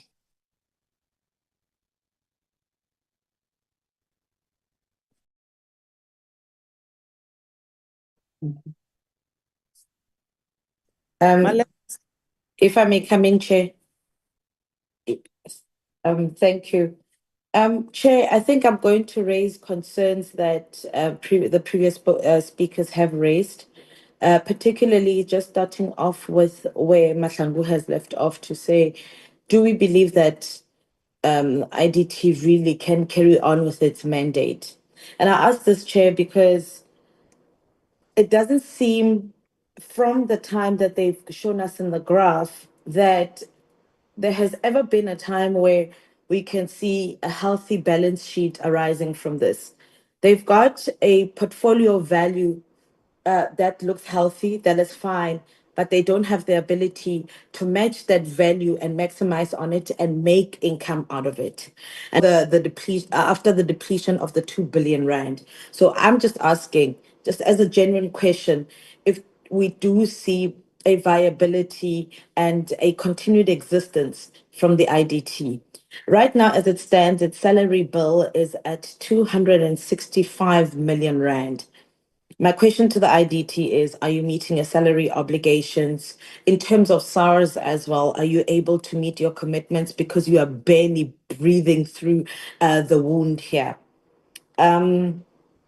And also the management to debt ratio fee, the debt to management fee ratio for me, Chair, they owe contractors over 1 billion, and they are owed in terms of management fees 100 million. Even if today or say tomorrow the management fee was to be settled, how confident are we that then the business would start getting up and being able to sort of start meeting their obligations in terms of the contractors that they owe? I think if when we are leaving a department like this that is financially struggling to a quarterly report, we are leaving ourselves also up for a situation where 6 months down the line, this does not look like it's going to be viable. I'm going to request that we have monthly reports as to who's paying back, who's not paying back, who are they hounding, who are they not hounding. Also, so that we can also make some interventions. I do welcome that the minister has made certain interventions. They've spoken to certain departments, but I think that in all earnestness, that right now we sort of cannot even differentiate between the issue of the client departments and the competence of the IDT, because it seems like the issue is internal governance, and that governance issue, whether client departments are paying or not, it seems like it's something that we cannot remedy. And as such, we will continue to see contractors who are not paid. I mean, even if you are looking at the aging data analysis, when debt analysis to their contractors, when you look at it, there are some people who are paid who haven't been paid in over 8 months. And they're telling us that the department or the IDT started having problems in November 2024. But people have not been paid even before then. So now, is it the issue of client departments not being able to pay, not being able to meet their obligations and make payments, or is it the inability of IDT to really ensure that they meet their obligations and pay pay the contractors? The CEO has made mention that if they get delays in payments, then we get delays in projects. But it's not just the delay in projects. The delay in paying these businesses that are barely making it is that there will be closure of businesses. Contractors are closing down their businesses because most of their work and most of their money is tied down in projects that they've done for the IDT. So in all earnestness, we need the IDT to tell us if they're able to survive, if they're able to be self-sustaining. I mean, even moving it right now, making a business case, we have been promised a business case since last year. Since last year. This is the second time we are told the business case is still coming. Is it really viable, in all honestness, that this the IDT can run on its own and even be shifted into an SOE? If it's shifted to an SOE, we are going to have a problem where we have continuous bailouts because it has not shown itself to be self-sustaining over the past year. So, Chair, for me, I don't think that we have a healthy balance sheet that is coming out from the IDT that gives us confidence that even when they are self-governing, even when they are when they start to diversify in terms of their client base, we can see that it has the capacity to deliver and to ensure that businesses are paid. It's a whole value chain. It's a whole value chain, and it seems that there is no appreciation from it. So I need the IDT and the newly appointed chair to really put our concerns to rest as a portfolio committee and South Africans and contractors to say that any business that you do with us as the IDT, you will not be compromised in terms of your viability as a contractor. Now, they also had a client perception of the IDT. Why don't we have the same poll that you have done? We need a contractor perception of the IDT, because it's not the clients that are mostly suffering. The clients do have, it's clear that there is an ability from the contractors to deliver on the mandate of the IDT, on behalf of the IDT. But what we are having problems is black businesses are shutting down. Small businesses that are highly dependent on the work of the department have not been paid in months.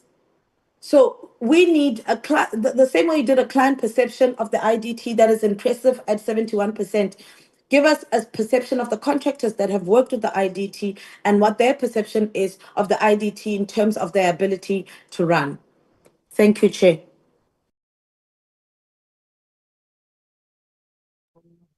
Thank you, Chairperson. I will start off just by making a few comments on the interventions that have been raised by the department as well as the IDT, and then I have three questions. I think it's important that despite what colleagues have shared, and I do share the same concern regarding the ongoing sustainability of the IDT, despite the fact that it has a very important role to play within our society. I want to first just say that I personally welcome a lot of the measures that have been taken to date to help restore the IDT. And to also mention that it's commendable for the first time in 18 months, there are now no longer any vacancies on the board of the IDT after the previous board failed to fill and replace members as and when they resigned. I also think that we should be welcoming the measures in place for the new board to assume its role after the dissolving of the current board on the 4th of July. I think the department seems to have been working quite ahead of schedule to ensure that there's a seamless transfer when that takes place. I think I also heard colleagues speaking about the business case. I don't know if I heard incorrectly, but I would like to think that I heard that the business case has been concluded and submitted to National Treasury for consideration for the restructuring of the IDT to assist with its sustainability going forward. So if that is the case, then that should also be welcomed. And also the interventions that were shared regarding the interventions of the department to have the provincial departments and other government departments pay what they owe to the IDT. I think those are welcome interventions. I have three questions, and these are all directed to the CEO. I just want to understand why it is that the IDT can't ensure or has not been able to ensure that it gets paid on time. It's a simple question, but I know that it's a complicated matter. I just want to understand that a bit better, because the financial trouble we see the IDT in is largely due to us, or not us, the IDT not being able to receive its income or payments on time. I also want to understand from the CEO, we speak often about there being a 9 billion rand book value that the IDT has raised from previously it being 2 billion rand. But I want to understand, is this 9 billion rand, are these committed funds? Are these committed funds, or are these just pledges? Because it looks as though there is committed funds of about approximately 3 billion rand, which is quite a lot. Well, it's 1/3 of the 9 billion that keeps getting spoken about. And then also noting that 1.7 billion, according to the presentation from the department, is actually committed from the department itself to assist with the ongoing sustainability of the IDT. So I just want to understand that aspect around the book value of the projects. And then the last question also to the CEO is regarding I don't know if it was over 1 billion or 500 million rand that is owed by the IDT to contractors, of which the majority, as was mentioned, are either female or black. And I think just to add on to Honorable Korbe's point, I think I read an article yesterday that spoke about how about 480 companies have closed down in South Africa. I don't know if it was over the last month or the last 3 months, but it's for this very specific reason that these companies, or companies such as these, are being shut down. And so what is the plan? I really want to understand what the plan is to get these contractors paid so that they too don't have to close down their companies. And then lastly, Chairperson, just a question to the current board chairperson is around I'd like to understand what delegations of authority or executive authority have been passed down from the board to the CEO, if any at all? And if they have been, what are those delegations, and what is the chairperson's view on the delegations that have been handed down? I'll end there, Chair, but I might have a second stab depending on the responses. Thank you. Not guaranteed. Mankosi. Thank you very much, Honorable Chair. Greetings to your good self. The Minister, my colleagues of the Portfolio Committee, and all members present in the meeting. Chair, one must welcome the presentation made by the department and the remarks made by the Honorable Minister. Chair, I want to join my comrades to check with the department, especially on the issue of the board members appointed. Two of my colleagues has touched on those issues, Honorable Kobe and Honorable Mahlango. According to the department's presentation last week, or in the previous meeting, it was said that Mshengu and Dlamini were not ministerial appointees. It was an error of a letter which was corrected in the first board meeting. Today, the department is saying they were ministerial appointees. Actually, I just want to check with the department which is which. Can they take us into confidence as to say what is it that they want to tell us, so that we can be sure as to what are they talking about? Second to that, Chair, the issue of the qualifications, I think Honorable Mahlango has just mentioned them, that it was alleged that the chair, their qualifications are questionable. Can we be taken into consideration as well as to what is happening? But I understand that there's an investigation that is taking place. Can we be provided with the outcome of the investigation and together with the qualifications of the chairperson?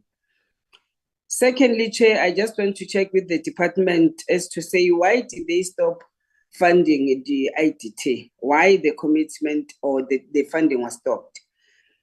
The other question that I have is that over the last 5 years, the department has transferred 343 million in financial assistance to the IDT. Can I check with the department that is there any detailed plan to deal with IDT operations which have led to deficits in the past 5 years?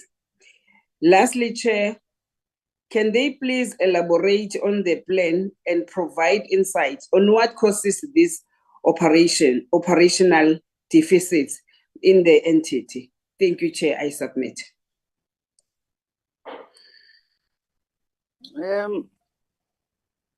Honorable, who's left here? Radi. No, Chair. I waited for a very long time, Chair. Elange, you'll be the last one. Thank you, thank you.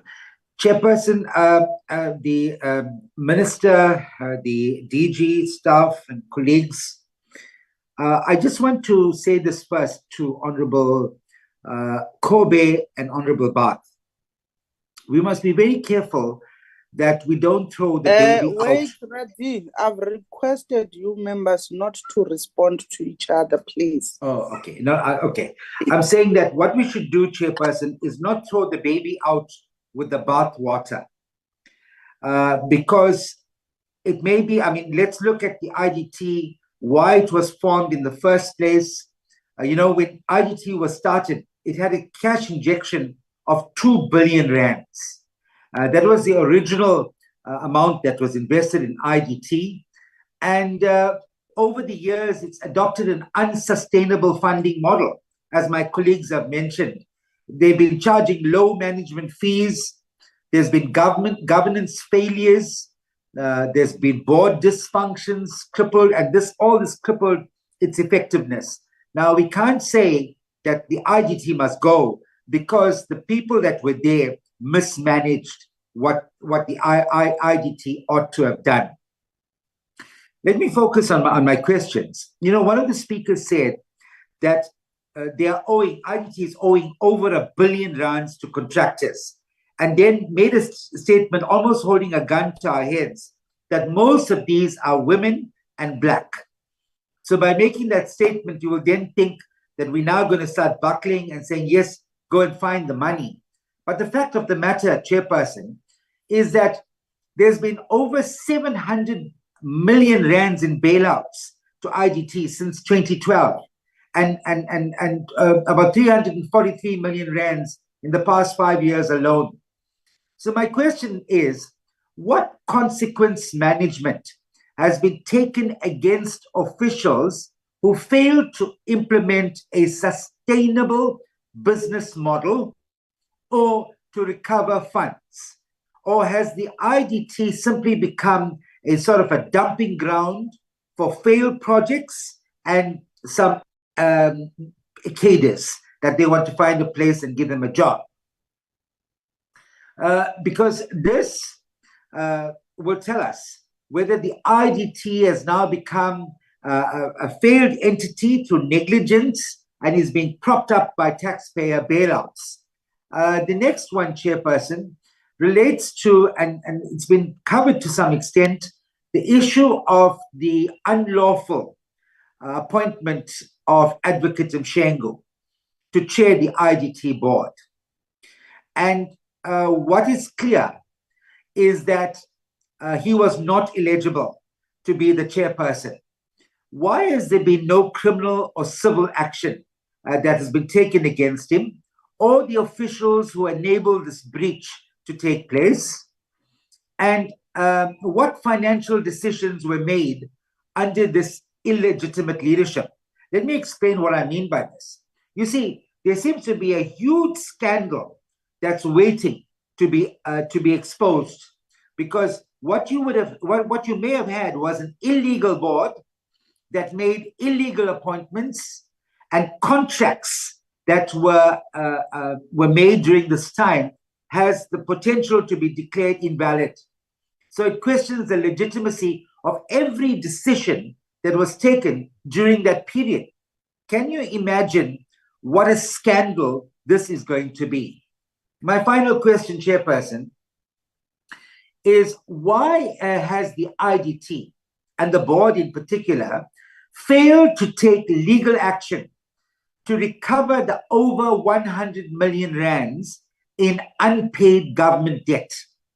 You know, there was a time in the municipality where I served for several years where government departments were owing for services like electricity, water, etc. And this escalated to hundreds. I think the Honorable Minister will recall this. And then the municipality then decided that they're going to cut off the services. To Public Works was one of those departments, and a few other government departments. And I can tell you, within a very short space of time, money started flowing into the municipality. So it begs the question, why is it that the board has not pursued this matter of outstanding debt? Some are dating back to more than 2 years ago. And also, does this inaction not violate the Public Finance Management Act? I'll tell you where the issue is. The issue is that this board has just taken it for granted that taxpayers and this parliament and this committee will continue to bail them out. Those bailouts were given year in and year out. So they just took it for granted that they will continue getting bailouts. That's why I think there was a CEO that came here saying, we are owing 1 billion rands to contractors, and most of them are women and black. What do you think she was expecting? She's expecting at the end of this presentation, we will say, yes, my good board members, for wonderful work you've done, here's another 1 billion rands. That's what they're expecting. But the fact of the matter is that you have failed to manage an entity which was meant to benefit the people of this country. You have failed, and you need to be held accountable for it. That's our job as members of this committee. We are performing our oversight. The next thing, Chairperson, I believe we'll have to go back there, spend some time there, and understand exactly who dropped the ball, and they need to be removed from the system. I thank you.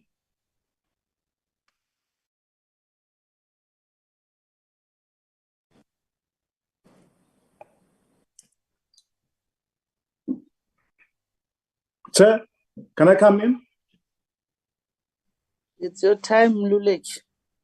No. Thank you so much, Chair. Greetings first to yourself as our Chair, the Minister, the CEO of the board, and the whole board, including the newly appointed chairperson, the DG of the department, and Ndate Lange. Thank you so much, colleagues. I think there are a few issues first, before getting to questions, it's important that we always speak to. The first one is that IDT is a departmental entity. As such, the department will always have a responsibility to make it, to support it, and make it to achieve its intended objectives, which are very critical in terms of what the government of national unity seeks to achieve. In particular, their mandate, which is more focused on social infrastructure. And it's important that we as members, we know that and understand. Right. The other issue is that on the appointments of boards, I think that it will be incorrect if, as the members, we say that some of the members were appointed illegally. The report we got was that there are two ways to appoint a board. The first one is through the ministerial appointees. The other one is through the normal process. Now, our understanding was that the other boards that were removed by the minister were appointed in that regard. And I must say that we welcome the filling of these vacancies.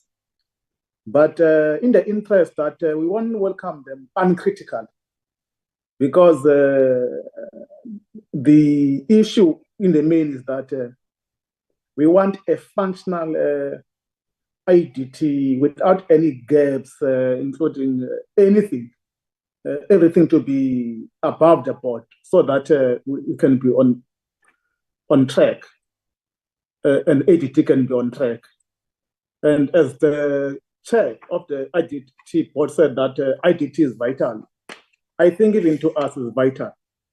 Let me get to questions, Honorable Chairperson, that I want to speak to. The first one is one that has been asked by the Honorable Maslango and Honorable Ngosi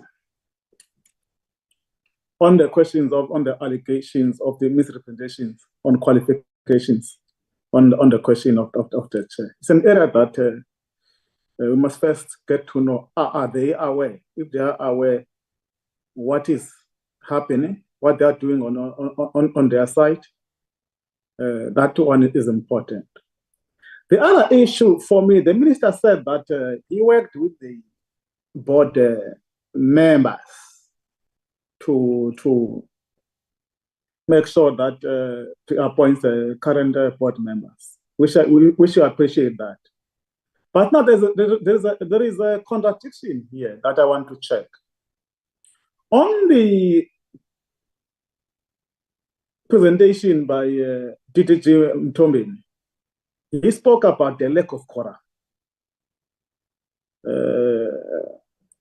Was in the moment that the minister working with the board, was it correct, or it was not still under this, what is reported to us, that it was lacking quorum? I want to get that. The other issue that I want to check is that appreciating the process that by the end of or beginning of July, a new board will be ushered in. I want to check is on the on-board planned activities. Is there any on-board planned activities for the current board?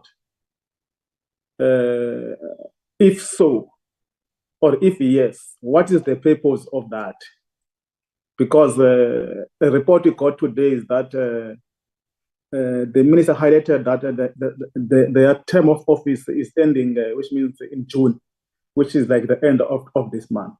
I want to get that. Also, I want to check for both the current board and the incoming board, whether the board members are vetted before they are appointed, especially around criminal activities and qualifications. That's the area that those three questions that I wanted to raise, and to stress so that I don't come back. If there is an on-board plan, having got a report here that the organization is in a financial distress, what does it mean? That you can get the current board to be onboarding and also afford the oncoming board, which are the new members that will be coming again. It's an area that I also wanted to check on. Otherwise, I'm happy, even by the progress that the commitment from the minister to rectify and deal with internal issues, as well as to stabilize the board. Also happy on the progress through the report by the CEO on the question of the audit and the assurance that now all other things will be reported on time. Thank you so much, Honorable Chairperson. Thank you, members. Ines, within 2 minutes, then Shraip, your 2 minutes very quickly. In terms of your analysis, I do allow the two of you to interact what members did not touch. Ines? Good morning, Chairperson, Minister, and members of the Portfolio Committee and colleagues from the Department of Public Works as well as the IDT. I think one of the issues that the IDT presented on was its challenges that it identified in terms of project planning and project funding. It indicated that in terms of its project planning, that project budgets requirement is not aligned with the approved allocation. It also said that there was poor or insufficient feasibility assessment in terms of incomplete initial project scope, for example. And then it's indicated that project cancellation and termination after the budget allocation remains an issue, as well as non-compliance with the infrastructure delivery management system and the framework for infrastructure delivery and procurement management, as well as unfunded projects that are allocated to the IDT. So if the IDT could just clarify these instances and what impact that has actually had on its delivery. And then it indicates under the project funding that the budget cuts remains a key area of concern, as well as the project, its annual project budget allocations, that the confirmation is delayed. In addition to this, it's reported that the budget, project budget deferrals, which means that the implementation of these projects then is postponed, and that the delay in the project invoice payments also is a challenge to it in terms of completing projects and then seeing to it that the contractors, for example, are then paid. But the two key areas that it indicates in terms of funding is that clients are reluctant to adopt this project fund tranche payment, which it seems that the IDT has suggested as one of the solutions, as well as that the reprioritization of projects by client departments when an instruction has already been issued by the IDT to implement projects is a key challenge. So one of the suggestions that the department had, apologies, that the portfolio committee had suggested was that like what the department has presented in terms of these turnkey, the 1.7 billion turnkey projects, that the funding be ring-fenced within these departments or entities that request services from the IDT. And the question is, has this suggested solution been considered, and if National Treasury, for example, has been approached to assist the IDT in such a manner so that when projects are initiated and that the funding has been approved, that it remains ring-fenced until the project is finalized. The only other issue that I would also raise is that the IDT, I think a member has raised the question about the candidacy program of 126 IDT employees, if I understood correctly, and that not all of them actually finalized the program, that there was under 30 of these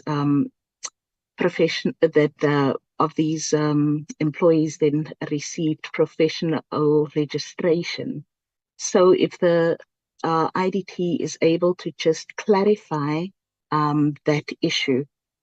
I think the only other area that needs clarity is the IDT presented that there was 61.4 million under the Department of Transport, KZN in Limpopo, which it seemed to highlight in its table of program debtors and management fees that's due by region and department, and that the IDT should just clarify the reason for highlighting this amount specifically as it relates to the Department of Transport.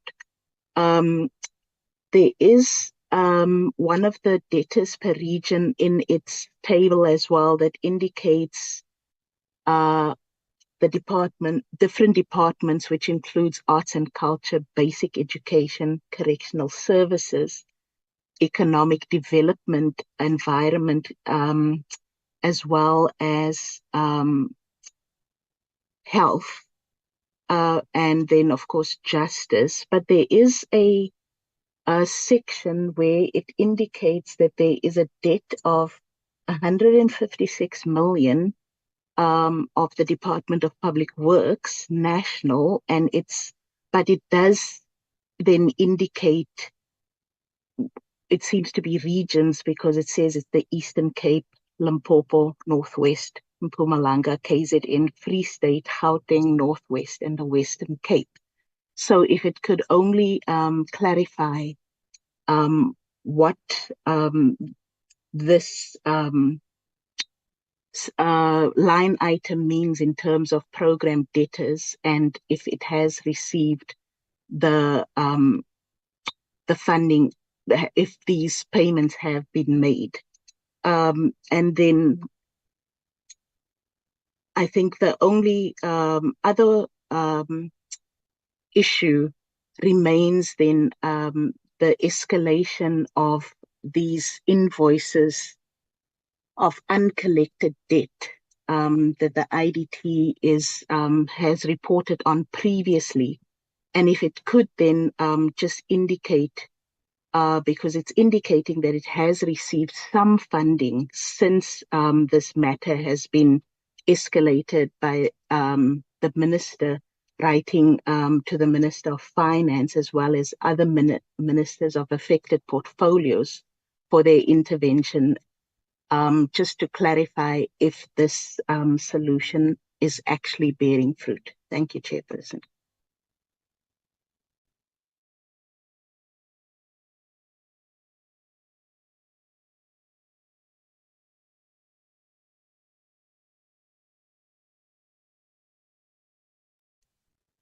Shape, your mic is on, but you're not.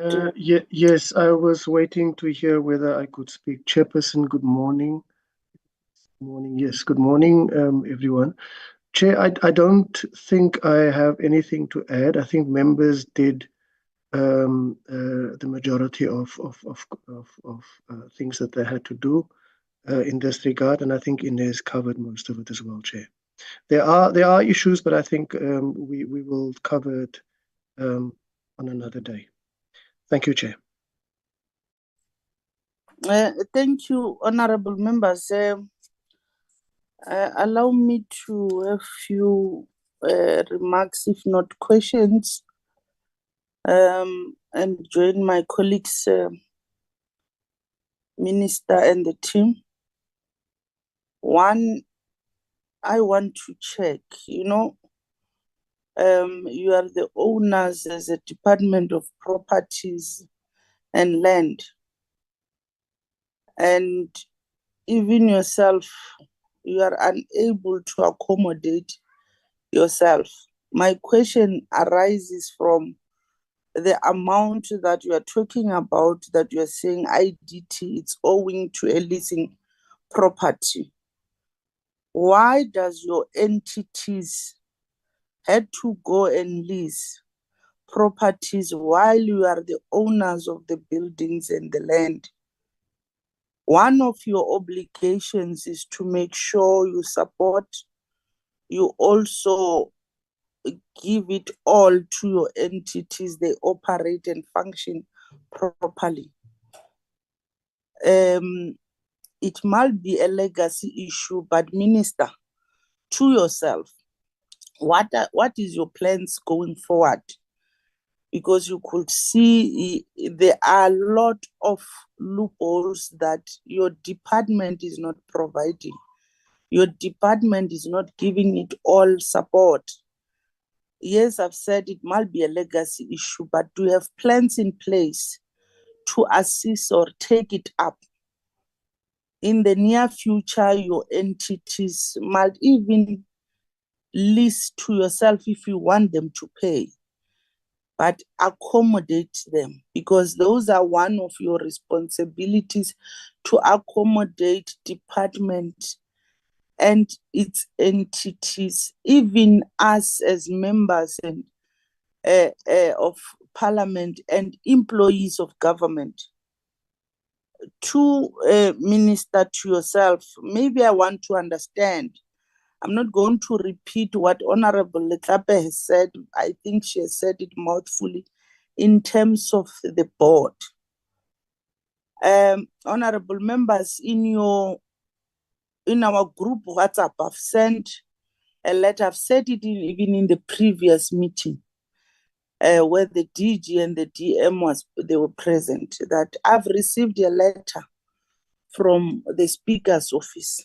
In that letter, based on our responsibilities, it was written to the Speaker herself. She has to direct. I'm not sure, you'll indicate, honorable members, maybe if it's part of what we must respond back to the Speaker, or we need to have a different session, especially based on the letter that I've sent it to your group WhatsApp. And the letter, its subject, it says the reservation about appointment of certain persons to the Independent Development Trust. And the letter is dated on the 10th of March 2025, where Mr. S. Jelle from the non-governmental organization Right to Justice provided the Office of the Speaker with a copy of a letter from their organization, which is Right to Justice, to the Minister of Public Works and Infrastructure, which is Honorable Dean McPherson, in which it's a complaint. The complaint was raised about the appointment of Mr. Naidu and Mr. Rachimbiran. I'm not sure whether I've pronounced it correctly, but bear with me. I know how to speak Venda, but I'm not good in pronouncing. To the Independent Development Trust. And when they write, they added that they would appreciate the view of the Speaker. But in registering their complaint as the Right to Justice, they argue that both appointees have been implicated in wrongdoings and therefore unsuitable to hold the office of the IDT in the letter to the minister. And the writer indicates that they will approach the court, as I think is what the minister was responding to us earlier on, to say the court has dismissed with cost. And the Speaker has taken note of the concerns raised. In so doing, she explained that the National Assembly has established a portfolio committee, which is us on Public Works and Infrastructure, to oversee how the minister exercises his executive authority, which is our responsibility, and we are not shaken. We oversee his executive authority and implements how he implements his legislation. In this regard, the Speaker indicated that it will be within the discretion of the committee, should it be warranted, to take it up any consent it may have with the minister. Then the Speaker says, I hereby convey the correspondence to the committee to consider the content of this oversight mandate. And she signed.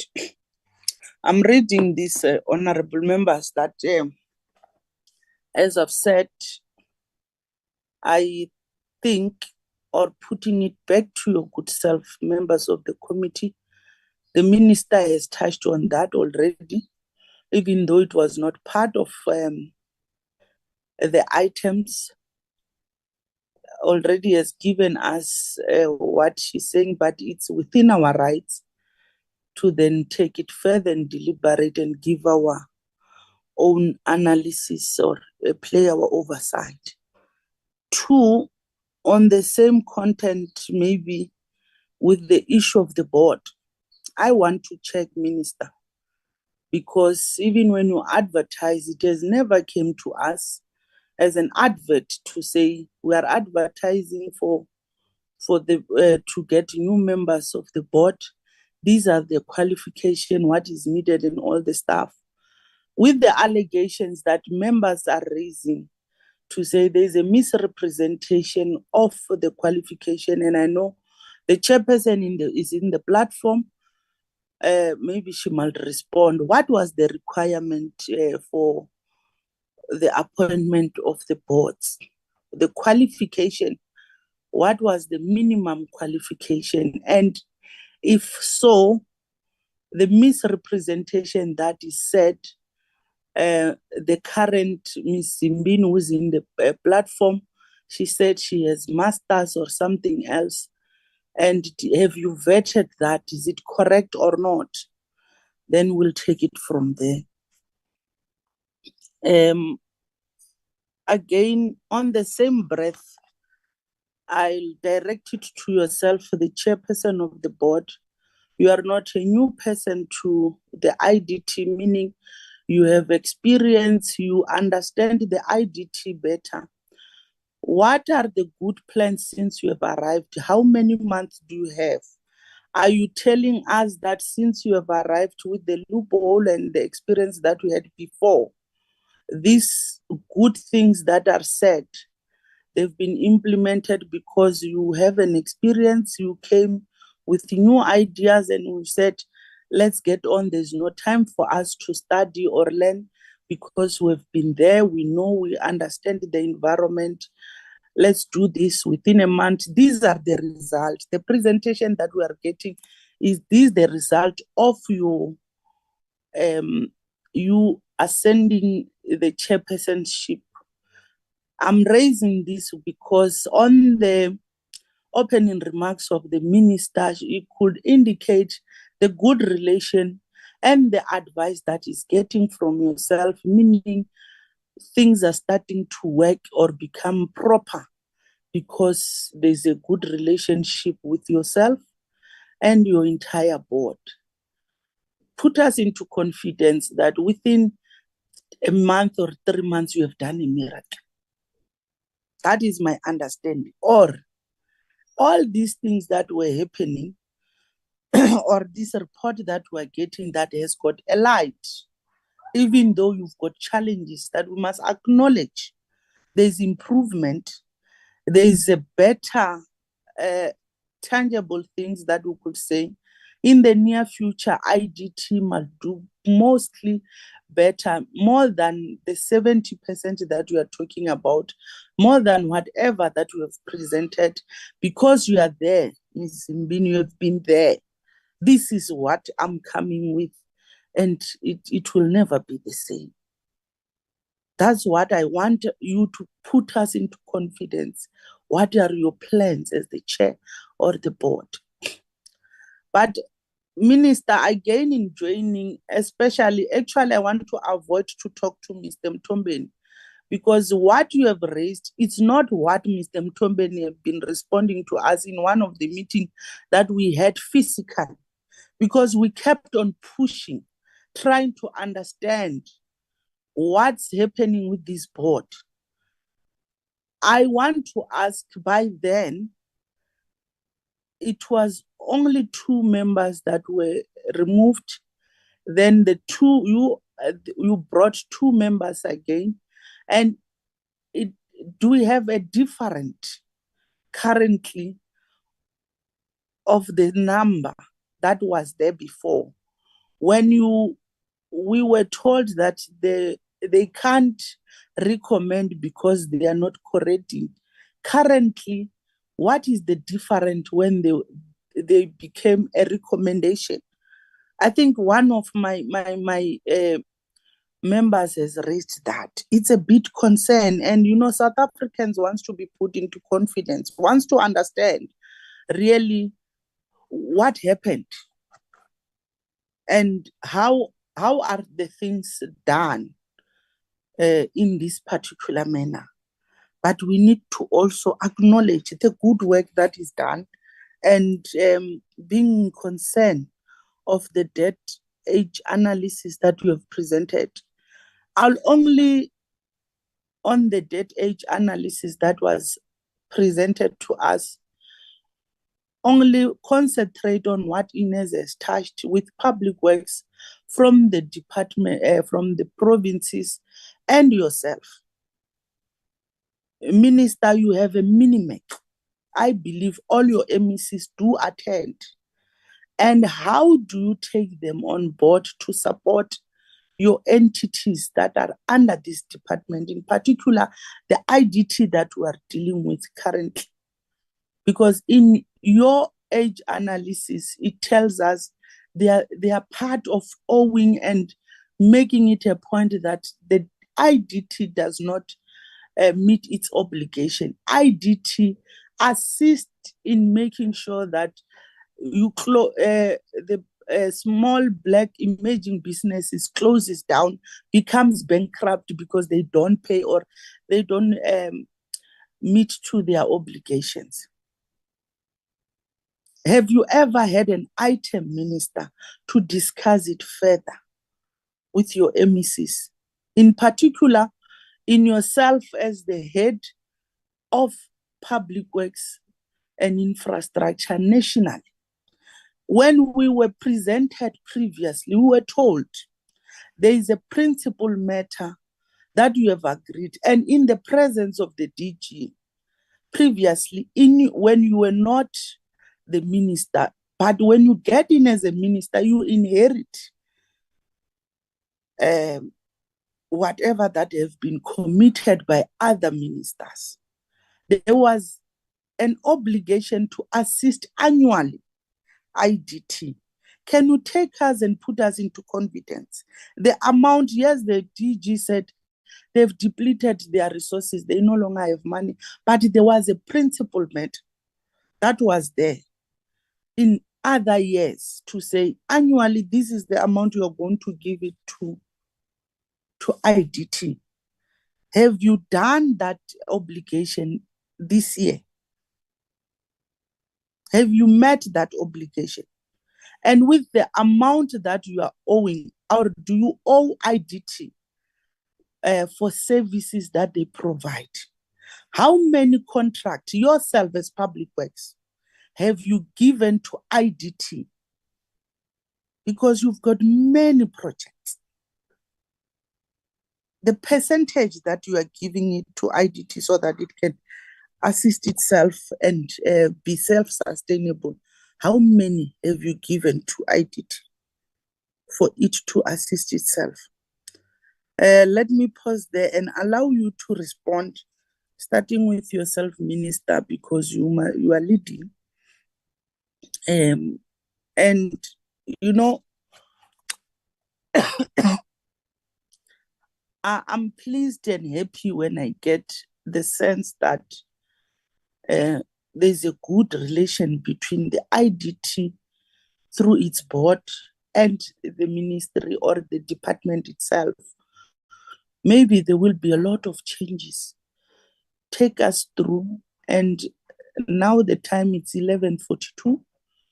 You have 20 minutes to respond so that we allow members to make a follow-up. But bear in mind, whatever that you are going to respond, it must follow the PC with a written documentation of this is what we have responded. Thank you, Minister. Thank you very much to the chairperson, to the honourable members for the very in-depth questions. And I think those questions allow us to deal with a number of issues that have been pushed and advanced in particularly online campaigns against both the IDT, against myself and members of the board, which I think find themselves in the genesis that, in my view, that when dysfunction or lack of governance, as one of the honourable members had put it, that maladministration and other nefarious activities are able to take place. And indeed, a cleanup and a restructuring of the entity has had to happen to try and close those gaps for nefarious issues to take place. And I want to deal up front with the quite frankly slanderous claims online that have been made against the chairperson of the board. First of all, it started out with her nationality, which is completely false. They claimed she was a foreign national. She is not. She is a South African. Then they attacked her qualifications without any proof. They just said they're fraudulent. No one has ever provided any of that proof. And in fact, her qualifications have been verified by SAQA, and they are true. And thirdly, after that then failed, they then tried to attack the race of her husband. And I want to say, honourable members, that we must stand collectively to say that those sorts of outrageous, misogynistic, racial attacks against individuals are simply not acceptable when people are there to do a job and there to restore the function and integrity of the board and of the entity. So I want to deal up front that Ms. Hill has met previously in many other boards that she has sat on, including the IDT, including the State Information Technology Agency, has been vetted by the state numerous times, has had her qualifications vetted numerous times, and has always met the requirements of the state. And I think that when these allegations are made online, where their genesis of, we should always see what they are linked to and what they seek to achieve. And that is to maintain the status quo of dysfunction so that nefarious acts may succeed. And so I really do hope, once and for all, that this draws a line under the very personal and hurtful attack that I think Ms. Hill has been subjected to online by nameless and faceless individuals, all in the pursuit or hope that she would back off from doing a job that she serves her country in doing so. I then also want to deal, because it's been raised a number of times, the issue of the board and how the new board was appointed. Section 10 of the Deed of Trust is very clear. It's titled Minimum Number of Trustees, and it says here, there shall at all times at least be 8 trustees for the valid exercise of the powers and discharge of the duties of the trustees in terms hereof, provided that the pending appointment of a successor in terms of 8.2 or 9, the trustee or trustees initially or remaining in office shall be empowered to act in the preservation and necessary formal administration of the trust's assets. Now, this is one of the points that both Black Forum and Izwe Labantu tried to attack in their court application, to say that the board or the remaining members couldn't nominate new people, and that was dismissed by the court. It was not upheld in any shape or form, and so the board was lawfully and legally competent, despite not being quorate, to act in terms of the preservation of the trust. And that issue was dealt with in the court documents. I also want to just touch on a point that the chair raised. This was about the call for nominations. A duly placed advert in national newspapers, online, in the DPWI's social media accounts, as well as following a statement by the minister, was issued, and it was very clear what the candidate particulars are required, and I will list them for the colleagues: their name, their CV, their certified academic qualifications and supporting information, the experience, knowledge, and skills with regards to the nomination, and an assigned nomination letter. So that was duly done and lawfully done, and made available to the public, and also through our social media channels as well. Let me then, maybe after dealing with some of those issues, deal with some of the grant conditions that the board has proposed in pursuit of the additional funding from National Treasury. And they have made some suggestions which I fully support. And Honorable Makosi, I think that those would help the entity run better, and that includes things like monthly cash flows, as well as no deviations from spending from the grant, as well as a proper project management system, which doesn't exist at the moment, so that they would procure a new project management system that would be online and electronic, as well as issues of governance and executive oversight as well. So those were some of the conditions that were proposed, which I supported. Honorable Marais the amount that we are asking from Treasury, that letter was sent recently. Because the budget is currently being done, so there's obviously budget 3, there is a delay on that, which is why we sought to make an advance on the EPWP contribution to try and assist the entity get through. I think you ask an important question around getting around budget cuts, and that goes to making sure that projects, and I would agree with the content advisor, that those projects must be ring-fenced for their funding for the IDT. So if a provincial department commits to that must be ring-fenced and it's not disappears halfway during the project because a provincial education department has found a better use for that money. I will allow the IDT to speak to the issue of the lease and that payment which takes place, or if it will take place. But I will say, in response to one of the other questions, I think the real question that should be asked is, why did the IDT sell its building to begin with? I don't think that was necessary.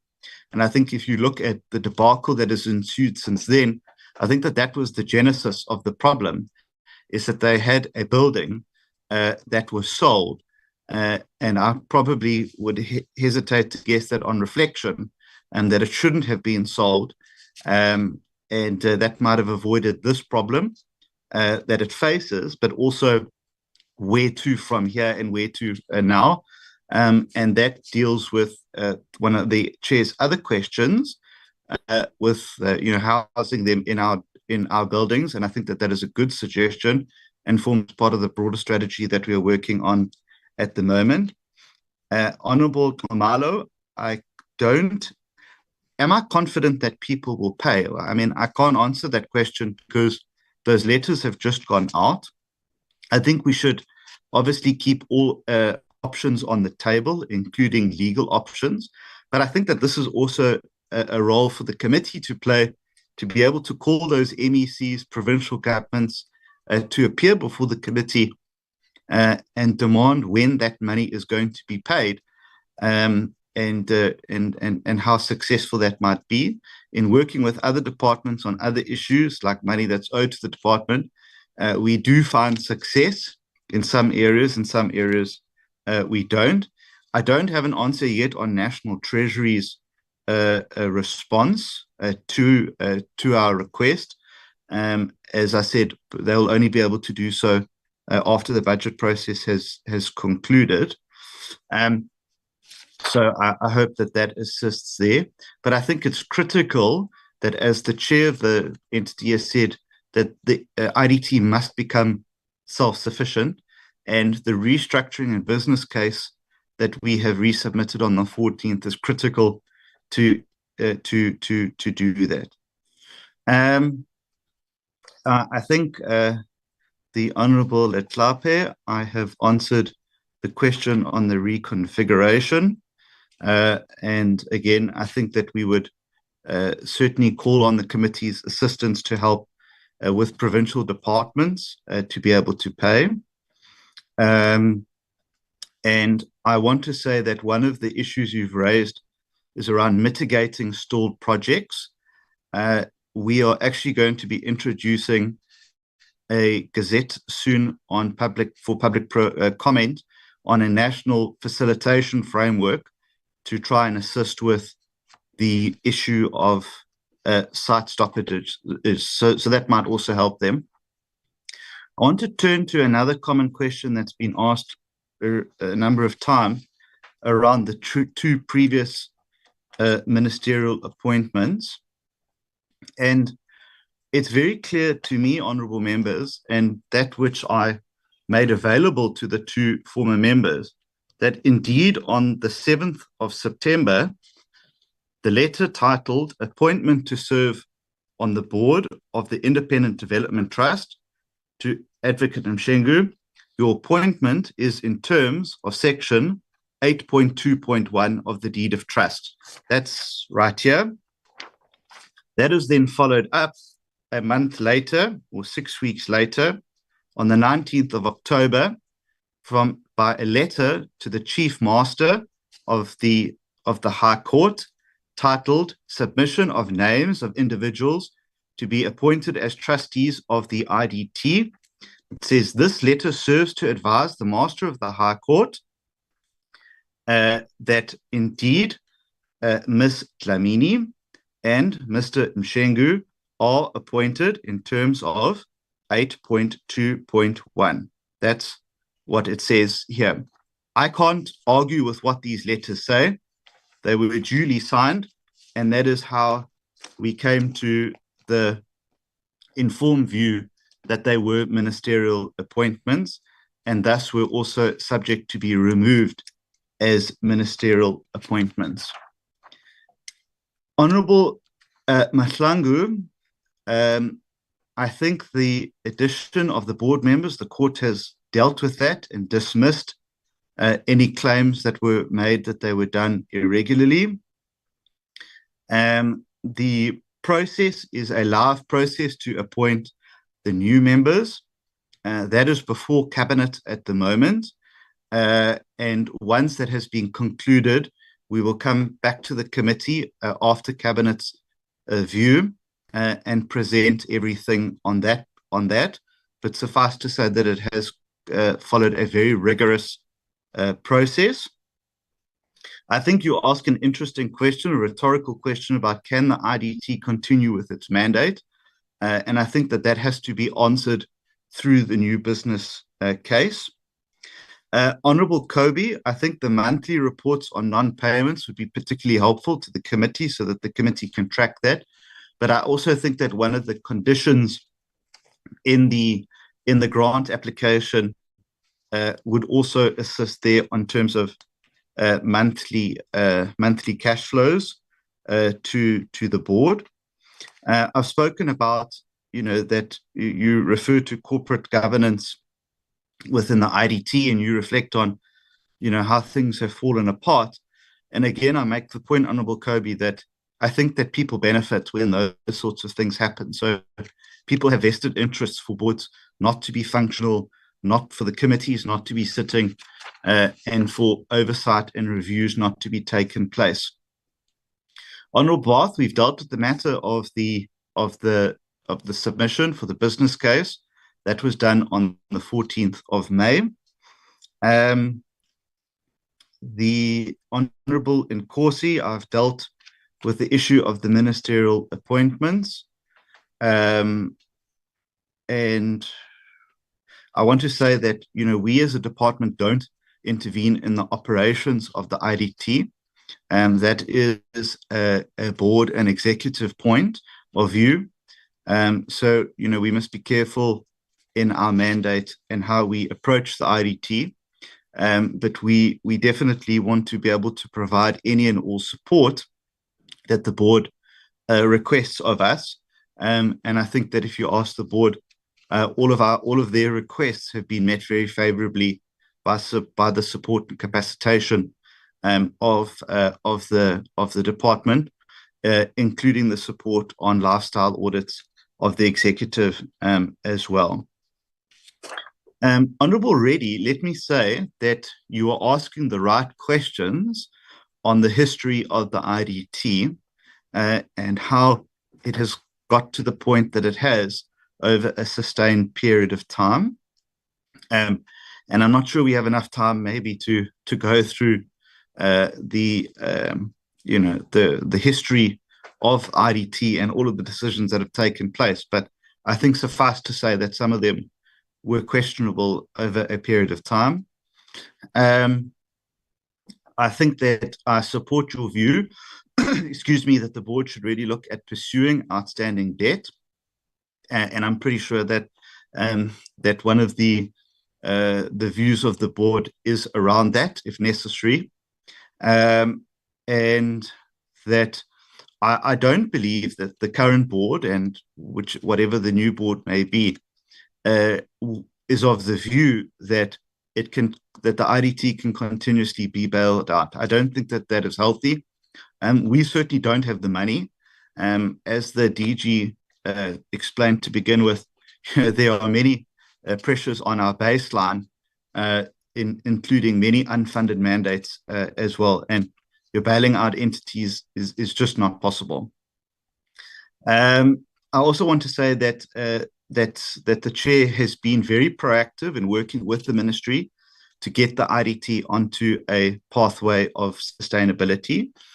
I want to agree with Honourable Tlelanga about making sure that the IDT is functional with no gaps, and that's why we've worked hard over the last while to close those gaps and deal with any issues that arise. And indeed, vetting is done, Honourable Mhlangu, through the selection process and as well after the cabinet concurrence, and I'm sure that that will not deviate at all. Honourable Perry, the chairperson, let me just deal with the letter that you've referenced, because I think there's been, with respect, a slight omission in that letter. The letter actually is dated the 9th of May, which is nearly 2 months ago from the Speaker to yourself. And the complaint made by Right to Justice was initially written on the 10th of March, making unfounded allegations against 2 people, again, without any evidence. And they were very clear that that they would approach the courts. They said they were going to go and approach the court in March should they be unsatisfied. And we are in June and they still haven't. And so, Chair, I think, we get letters making allegations against all sorts of people all the time. And we simply say, provide the evidence, open up a case if you believe that to be the truth, or alternatively go to court. And since the Speaker wrote to you, and since they wrote to the Speaker that in March and May, respectively, no action has been taken and no evidence has been forthcoming. So, we take a dim view on people who make, slanderous allegations against people without providing evidence. And I think it's part of a pattern of behavior that we see towards the IDT and those that are committed to serving the board and serving the entity and serving their country, that anyone who wants to be a part of, putting the IDT onto a pathway of sustainability and transparency is immediately have mud thrown at them, and just with the hope that it may stick. And that's why we were so strong in our court case, because we wanted to make the example that you cannot just make spurious allegations against people without providing evidence. We're a constitutional democracy, and people are presumed innocent until proven guilty, and more so when there is no evidence that is even before us, before the courts, or before any law enforcement agency. But again, if Right to Justice wishes to go to court, they are absolutely within their rights to do so. Honourable Perry, in closing, yes, our MinMex do discuss issues like this. Let me then just say that, of course, it would only be the NECs of public works and infrastructure that attend those, where the vast majority of payments that are owed come from provincial health and education departments. So we do highlight them, but of course it would help if those members in the provinces actually dealt with them. Yes, the department does seek and does provide business to the IDT, particularly through EPWP. I think they receive a substantial amount of money to implement that program from us. So, Chair, those would be my top line responses for the questions that were asked. And I'm sure that the IDT would like to maybe respond to issues that were in their ambit and the department that was responded to them. Thank you so much. Minister, before you step down, I got the understanding that when you made your opening remarks, you spoke of those who took you to court and it was dismissed with cost. Am I mixing it with the same people who wrote to the speaker? Am I, because even when I started to read the letter, I was reading it the way it's written to me, how it was highlighted. That's why I said, the writer said on the 10th of March. I've never referred to the date that it was wrote to me. But the main fact or the main question is that, is it the same people, is it they wrote the right to justice who were dismissed, or themselves, they were still right, they wrote to the speaker, they did not go to court? Because I heard in your last remark, you spoke if they are willing to go to court. So I wanted clarity on that. Or are we dealing with the same person, or we are dealing with something else?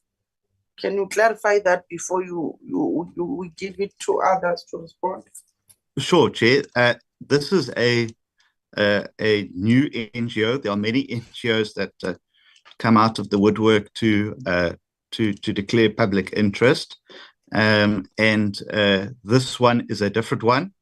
Again, as I said, they threatened to go to court in March, and they haven't done so to this point, and they have provided no evidence to substantiate their allegations at all. They've just made allegations but without evidence, and so again we encourage that should they want to exercise their constitutional rights and they believe that these two individuals are not fit, they are more than welcome to go to court as well.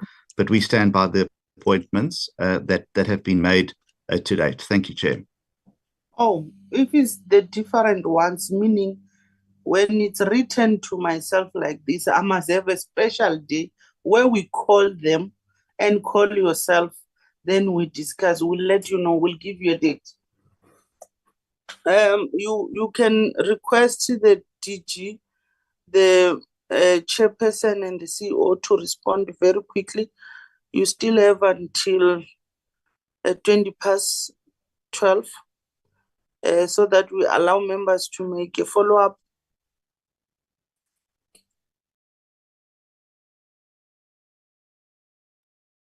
Yeah, maybe Chair, through you, Chair, I can then request that we, the minister's covered us all questions. We're just going to request that Adam deal with the question by Honorable Letlape on the envisaged legislative changes for IDT, and that one from Honorable Mankosi on the department, why it has stopped funding the IDT. Adam, through you, Chair. Thank you, DG. Thank you, Minister. On the two questions which I need to respond to, starting with the one by Honorable Klape, talking about the envisaged legislative changes for IDT if we opt the corporate form of Schedule 3B, which is a state company. On that one precisely, Honorable Member, there won't be any need for legislative changes if Cabinet approved that corporate form. So normally the affairs under Company Act of state-owned companies that are done by Memorandum of Incorporation. So it won't need the legislation, so they will run as such. Not unless if we were to sort of go with another corporate form, which may need to change the current corporate form which we have for IDT, which is a trust, which can be reviewed, including other aspect if it's another schedule. So that's our response on that particular matter, Honorable Letlape. Coming to the question by Honorable Mankosi on why department has stopped funding to IDT. I should think she was making reference to the previous financial year where there was zero assistance from the department. It was not an intentional process to stop a flow of funds to IDT, but it was the fact that throughout the year, when we do the quarterly review of spending of the department through the budget committee, we check where savings have been realized in the department. Out of the savings, when we have savings, that's where we start to reprioritize and support.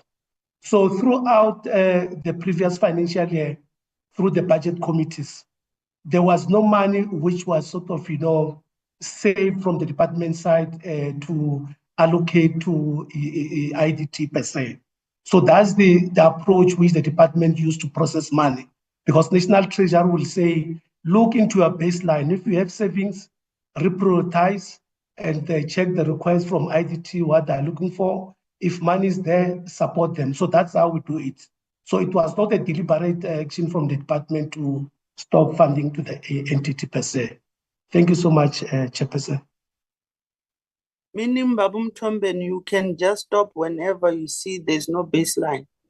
It's not a principal matter. It's not a commitment where you even promise them when they budget even with regard to understanding that there's an obligation that you have made. Are you saying you just decide? Is it not part of the fact that you are even assisting them to go down and not stand on their leg? What was the main issue actually for you to say we're going to assist you with so much annually? Because you, until such time, you can stand on your own. What makes, are you looking into that? Maybe you need to clarify us first, the Babum Tombeni, then I'll recognize your hand, Minister. I could see it, but allow Babum Tombeni to assist us, because full-time focusedly, you are the support person to the IDT. You need to tell us when you withdraw, you must look at certain issues. Yeah. Thank you, Chair. Let me clarify the processes which we use in the department to support all entities, including IDT. When we commence with the new financial year, there will be indicative allocation to entities in terms of transfer payments, all the entities. So in that particular financial year, which is 2024-2025, previous financial year, there is no transfer payment earmarked for IDT. And this was done on the basis that we're busy with the business plan, as Minister indicated, to say we resubmitted the business case to IDT, now waiting for the process of business case to be concluded. Part of the business process, Chairperson, is that there must be financial modeling and HR modeling in terms of how funding will flow after the corporate form has been sort of finalized. So the delays in the finalization of a business case impacted IDT negatively, because there is no earmark fund which National Treasury transferred through the department for IDT per se. They were saying to us, let's finalize the business case so that we understand what is the financial model of IDT, so that we be able to allocate appropriately. So that's the rationale, Chairperson. So even the current financial year where we are, when Minister was intervening, we don't have a line item for IDT for 2025-2026. So if you don't have, you can't sort of allocate what is not appropriated to you. So that's the essence, Chairperson. So National Treasury advised to say, as a mother body, if you want to assist this entity, look into a baseline. If you're having funding, support your entity. They don't restrict the department if there's money available. So I wanted to put that into context, Chairperson. Thank you.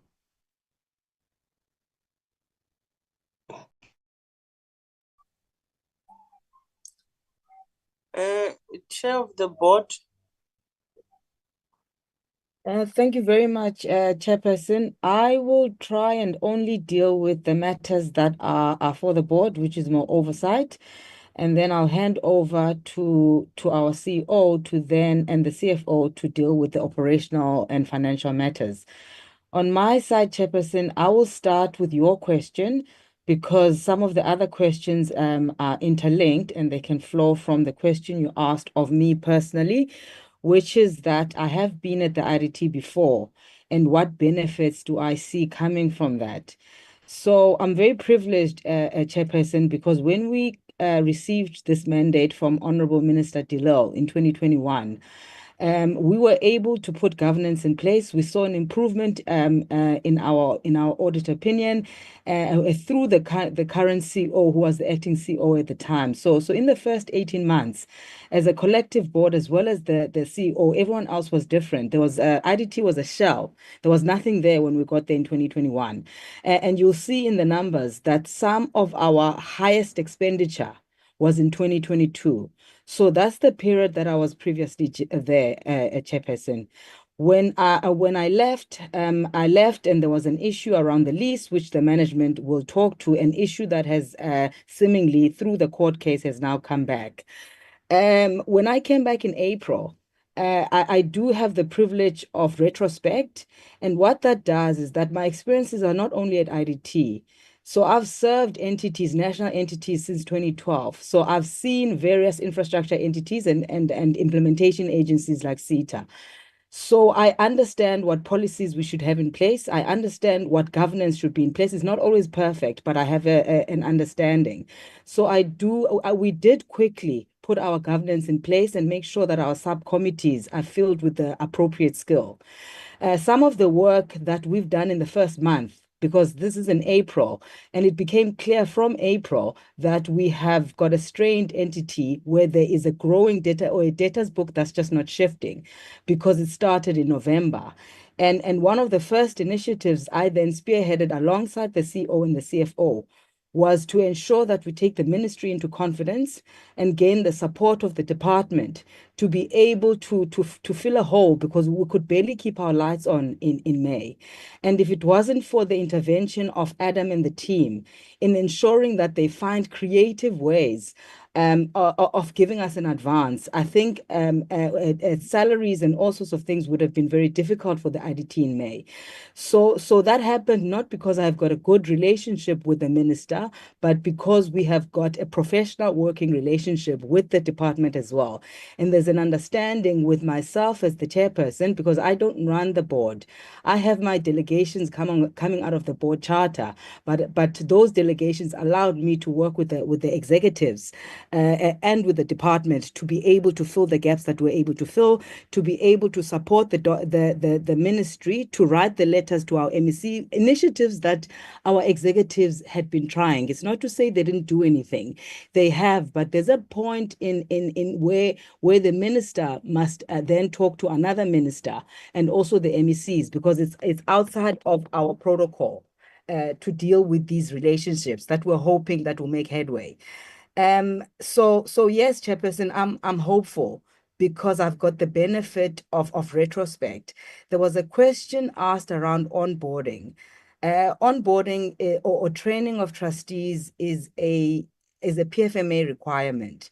Now, we've got 7 new members on the board out of 12. And we've had an onboarding session that has been set up, but that has been unfortunately cancelled due to financial constraints, because it's always better that an onboarding session happens in person.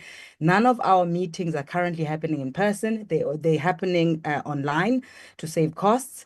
Our onboarding that is now currently scheduled for Friday is not your traditional onboarding. It's actually a session which is meant to deal with the current status of where we are, starting with the reconfiguration so that the new members as well as the old members understand where we are currently. We're going to work with the CEO, who's going to present to the board a sustainability plan, which will then be adopted.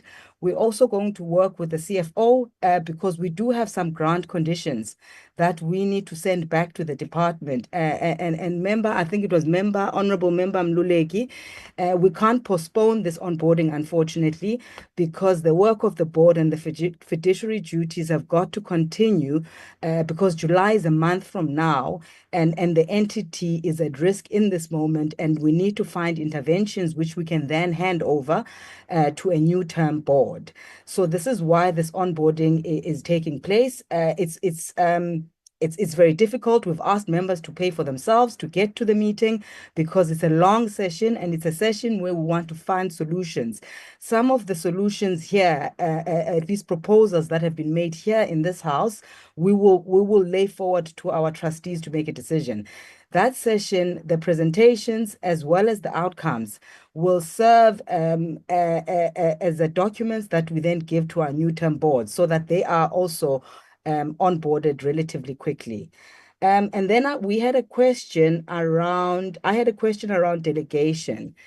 Honorable members, the two governance tools that the board currently has are the board charter as well as the delegation of authority. The board itself is an oversight board, while the accounting authority as per PFMA, and we do delegate day-to-day operations to the CEO. The current delegation of authority was last adopted in 2022 when I was there. But I see that it was revised in May, and there's always an opportunity to look at it again. So when I looked at it when I got back, there are possibly some oversight gaps, but these oversight gaps will be discussed with the CFO and again presented at our onboarding. So we continue to look at our policies to ensure that the board has got sufficient oversight, and also our delegation of authority, because the delegation of authority in its nature can be amended because it doesn't take away the fiduciary responsibilities of the board as the accounting authority.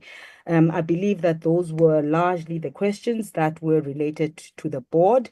And if I may, through you, Chair, then hand over to our CEO to go through the operational and financial questions. Thank you, Honorable Chair and of the meeting, and Honorable Chair of the board, and the Honorable Minister, DG. The first question was on plans to recover debts, and I think the chairperson of the board. CEO, I'm not the chair of the meeting, I'm the chair of the portfolio.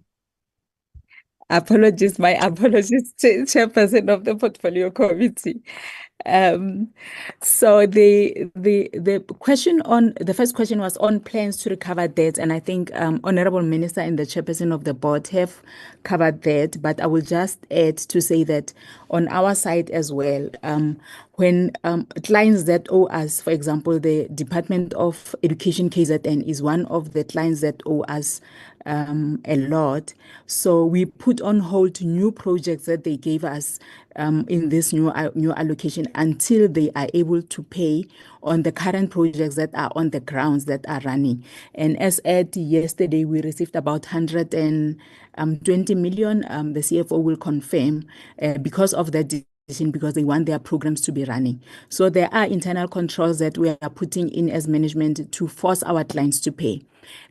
Department of Correctional Services prioritize payments of service providers, and there are service providers that they would pay every month, but then there are those that would have been owed for over 8 months, as the chair has said, from November, but they are not paying them.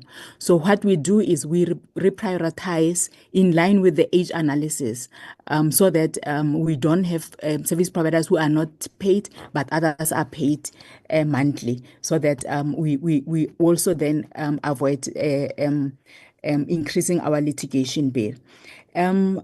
Honorable Mare touched on the presentation that I made, that 90% of our income stream is from government, and he highlighted that budget cuts affects everyone, including the private sector, because the economy is not doing well.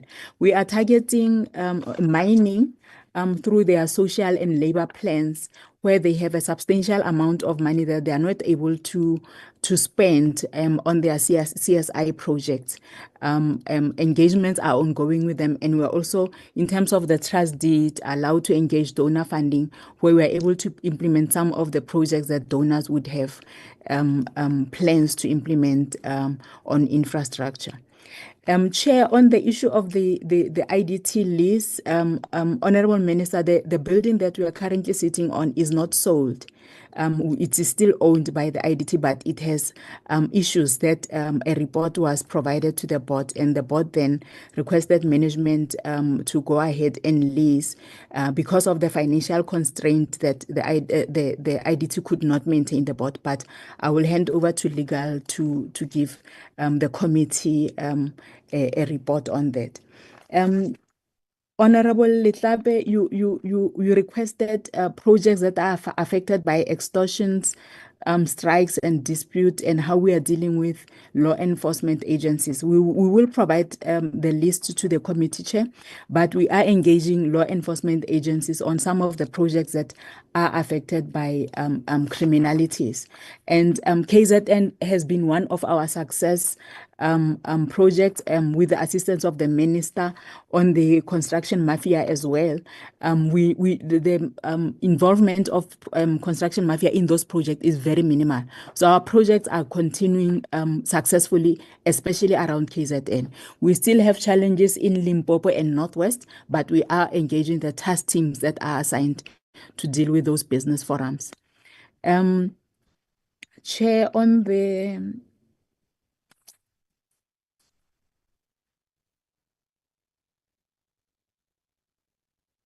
there was also a question around 25% of clients who are not satisfied. So what we do, we engage directly with those clients to understand what their concerns are and agree on a way forward with them in terms of how we are going to address their concerns so that we increase on our client satisfaction percentage. Honorable Bath, you talked about the 9 billion order book and whether this projects are committed. So our challenge with payments comes around the third quarter of the financial year, where during the beginning of the year, we will have commitment letters to confirm that the budget is available. So you'll find that with the 9 billion order book, the commitment is there, the letters of confirming the budgets are there, and we also get the go-ahead to implement. Once the procurement process is also done, we then also go back to the same client and say, reconfirm, because now this project will cost this much after the scoping by professionals in terms of how much it will cost. They still go ahead and confirm. But around the third quarter, you find that then they write to us to say the commitment is no longer there. I'm not sure whether this is affected by the midterm revision of the budget when clients don't spend their budget. So when they cut the infrastructure budget that is allocated to implementing agents. Even though during the entire year, they would confirm with allocation letters that there is budget. It is easier, Chair and Honorable Minister, when clients give us tranche payments. The Department of KZN Transport, they give us the entire annual allocation. Once they commit, they transfer it to the IDT. So we don't have issues there. We don't have issues where clients give us tranche payments per quarter, because then they continue to pay us during the entire year. But we have all contracts that are not following the new contracting model where we are paid on tranches, and they pay at pay invoices of the service provider that we have contracted. So they want us to submit the list of contractors that needs to be paid every month. And then when they pay, they don't pay the entire list of service providers that we would have submitted for that month. And this affects our 30-day payment turnaround time, but also the list then keeps building up month to month. So yes, the book value is committed in terms of the letters that they give us to say we do have funds for this, but during the course of the year, then they don't pay after the midterm revision. I'll hand over to the CFO and the legal and technical for some of the questions that I have not answered, Chair. Through you, Chair. Thank you, CEO. You only Chairperson, have 2 minutes. 2 minutes. Let me be fast then, Chairperson. Chairperson, may I request that I respond to Honorable Bath, Kobe, and Inez using slide 19. I don't have sharing rights, Chairperson, so if maybe the original person can just fly to that slide. But in essence, Chairperson, I just sorry, Chair? refer to, it's fine, Yeah. just press to the page, then you go through it. Yeah, it's slide 19, Chairperson, for the honorable members. Chair, I just needed to clarify the issue of debtors versus what we owe to suppliers. Honorable Kobe and Honorable Bath did mention that IDT, per the presentation, we owe 1.2 billion to service providers. However, I think the misalignment from Honorable Kobe was that she then mentions that we are owed a management fee of 131 million. And therefore, even if we were to receive that 131 million, we would not be able to pay our suppliers, which we owe for 1.2 billion. However, Chairperson, in the slide, there is a debtors figure balance which reconciles with what we owe our service providers from a project service provider's point of view. So you can align, Chairperson, what we are owed by the client departments, which is 1.2 billion, versus what we then owe the service providers, which again is 1.2 billion. So for us to settle the entire 1.2 billion that we owe to our suppliers, we would then need to collect the entire 1.2 billion from our service providers. Chairperson, again on this slide, I've listed all the service providers per department. Now, you will note that I then indicate projects that we implement in the different provinces for each department. I think the example that was used by Inez was that Department of Public Works, for example, owes us 156 million project-related funding. Now, that is for projects that we then implement in the different provinces, such as the Eastern Cape, Limpopo, Northwest, etc., etc. So that's how we've structured the 1.2 billion, Chairperson, a list of the departments or portfolios, and indicate in which province we therefore are owed in relation to that particular portfolio or department. And then, Chairperson, lastly, maybe on my side, the issue of the Department of Transport. Yes, I've highlighted it in blue just to indicate, Chairperson, that this is an example of a department that we don't necessarily have challenges with when it comes to receiving funds, because we get a tranche up front, we implement, and once they are happy with the work that is done, they just approve and we already have the funds, so we don't have to wait. I've just included the Department of Transport here because at the end of the financial year, we were still just going through those processes of ensuring that all the supporting information is submitted and the approval process is done. The last point, Chairperson, I think the CEO touched on it when it comes to paying service providers. I also wanted to highlight, Chair, that from our side, we don't take more than 5 days to pay service providers, right? So if I were to give you an example, if a department makes a transfer on a Wednesday, which is the usual days that they make transfers to us, those funds will reflect on the Friday, and by the following Wednesday, almost all those services providers that have been approved would have been paid on our side, Chairperson. So the long-outstanding debt book on our side is not because we take long to pay once we have received the funds. So I thought, let me also just clarify that issue. And I did say it was. Thank you, Chairperson. Maybe let me pause there. Thank you, Chair. Was the other person legal? Is it legal? CEO said it's CFO and the legal. Can you come in with your 2 minutes, or are you done with your questions? Sorry, Chair. From my side, it's on the technical side while we're waiting for legal, if I may. Who are you? It's Sana Sibitlo on the technical side of questions that were asked on the feasibility. Thank you, Chair. I just want to respond first on the issues of professionals that were asked, that out of the 126 professionals that IDT have, we've got 105 candidates that are youth. And with the numbers, we've got 54 males and 51 females. And then we've got 21 professionals that are professionally registered, and 15 are male and 6 are females. And if I go back to the issues of concern that project budget requirements, misalignment with approval allocation. On this one, we highly have challenges where, as the CEO mentioned earlier on, that the client will give us a budget allocation annually on confirming what is being allocated for those projects annually, whether it's an MTF budget or multi-year projects. And this allocation, when you look at the assessment that is being done, some are on projects that were seeded to IDT at a certain stage. The assessment that were done and the budget that is allocated will be insufficient, and that will deem for budget adjustment, and that process takes long. We are working with the IDMS on stage gate approvals, and with these approvals and capacity constraints that some of the departments are experiencing in terms of approvals, that process also takes long to get those approvals on time, and also it delays the implementation of those projects, which has an ultimate impact on our expenditure.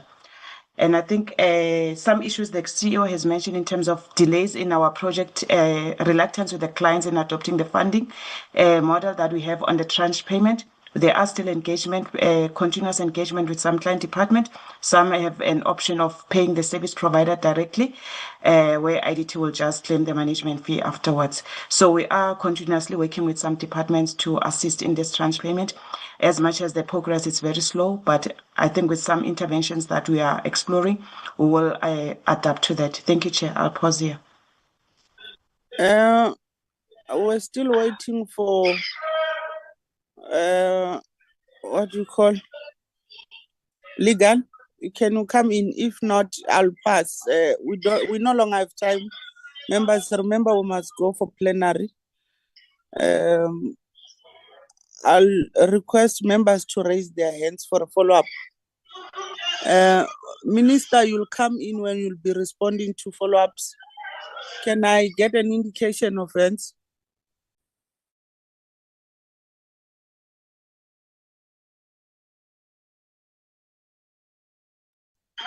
Kobe, you'll start. Bath, you'll follow. Who's okay?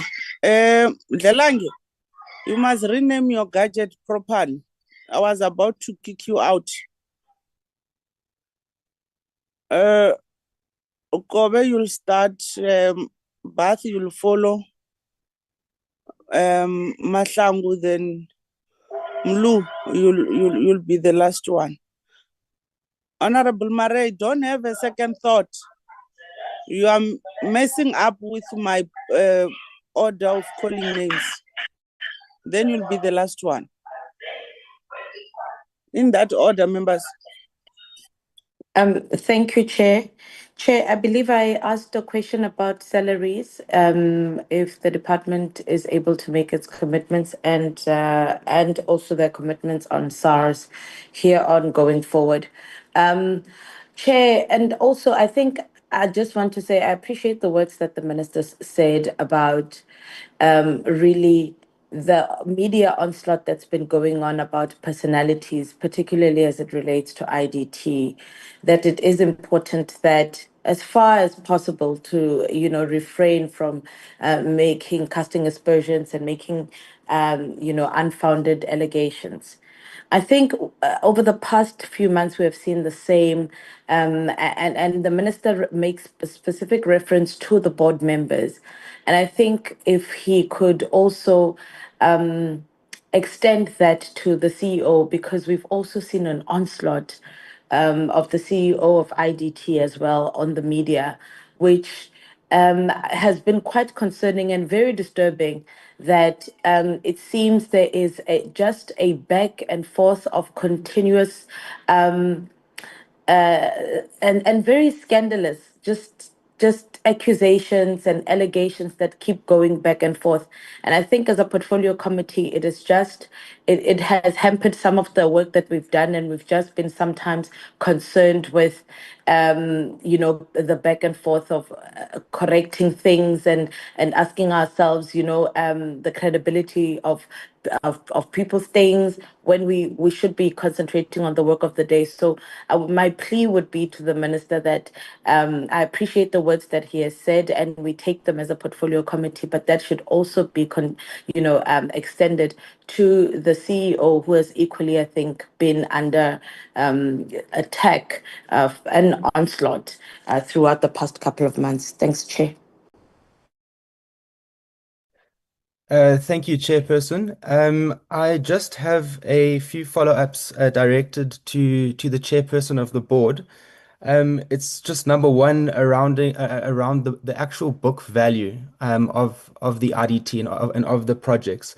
I would really appreciate if the Chairperson could provide us with a true breakdown of the value of the IDT book. I think that's quite key. The answer from the CEO was not quite clear for me, so I would like that as a written response if possible, so we can have that broken down. Also, with respect to the 3 billion rand expenditure, if we could please get confirmation of the exact amount that has been expended on the management fees. I think that also is a critical question that needs to be asked.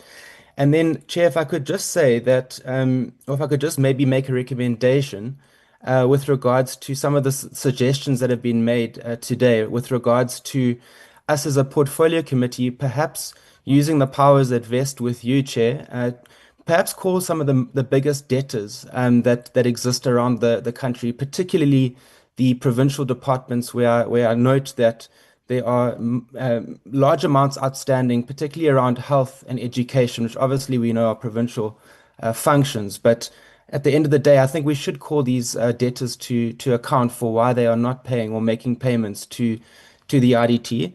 And I think it's important, the issue around ring fencing.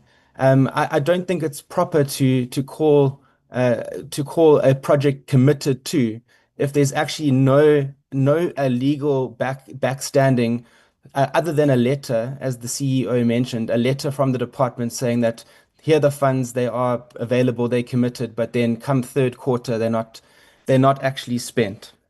So, Chair, those are my comments and my recommendations.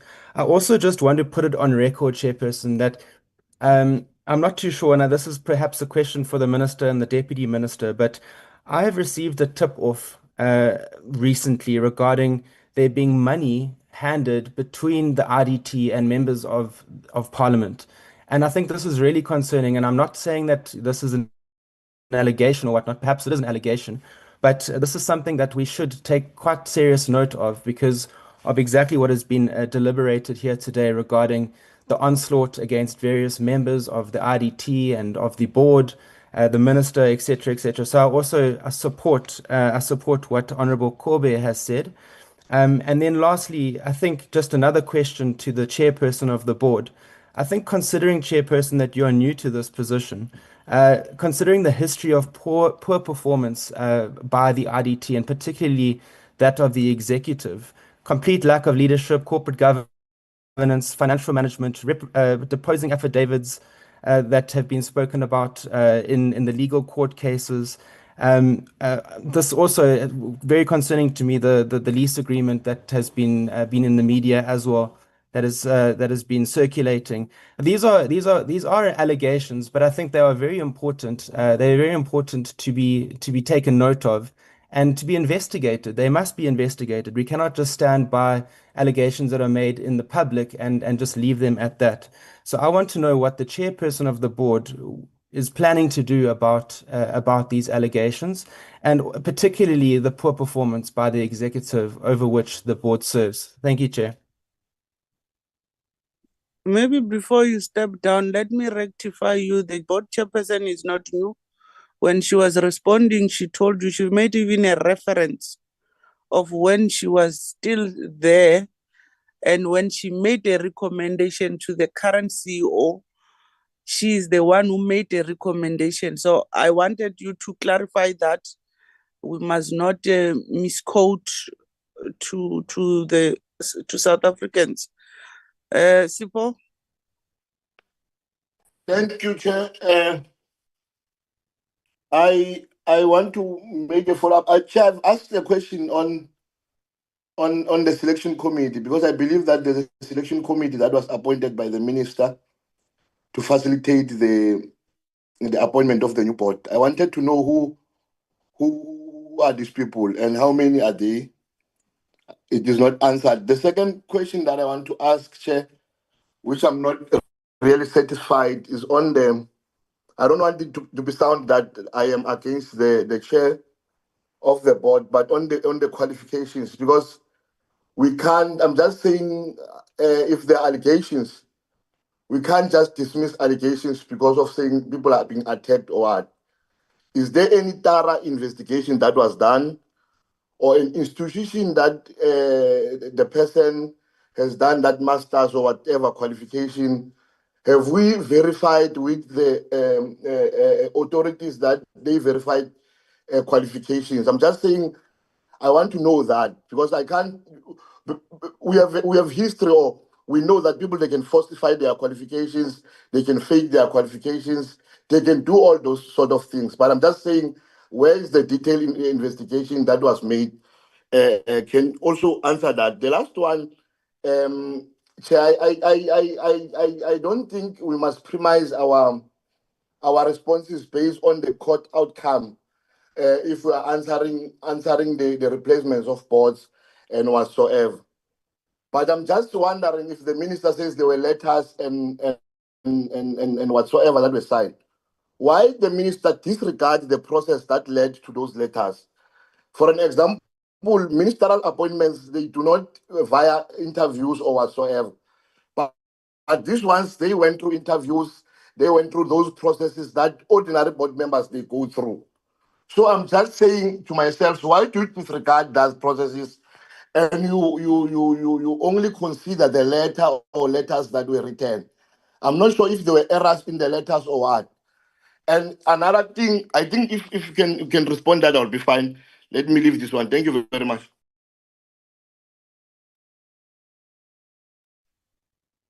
Lulek. Thank you so much, Chair. No, Chair, I heard very well the minister, as well as the chairperson of the board and the CEO. That I think they know what they are doing, and they are capable of assisting IDT to be where it is supposed to be at. The first issue I want to speak on, Chair, which is my follow-up. I think that I'm very happy that these are female-led institutions. The CEO is a female and the chair of the board is a female. And you must always protect them. They can't just be attacked unwarranted. They must have evidence on anything that attacks them. For instance, I think having satisfied with the minister saying that the vetting was done, all that I think the minister must assist us now is just to give us the proof of the MBA qualifications for the chair, so that we close the matter, because we want the chair to focus on doing the good work she's just said that she is doing. That's the point we want to raise. But I must say that I'm happy also that there is the progress on other issues. The issue that I want to come back to on the onboarding. No, for me, I'm like, I respect the response by the board chair saying that I think the issue that I was raising, or the concern, was that on the report we received, the financial status or health of IDT is that they are in distress. And having considered that, also we got the report that they are on the 5th of July, the new board is expected to start. It's almost in between 30 days. Therefore, I don't see value for money on such spending. And I must say that I'm still not convinced, board chairperson, but it's your operation matter. You can proceed. After you proceeded, we hope that we'll be given all the expenses that were involved in this onboarding plans that we have. Those are the two things I wanted to speak to. Thank you so much.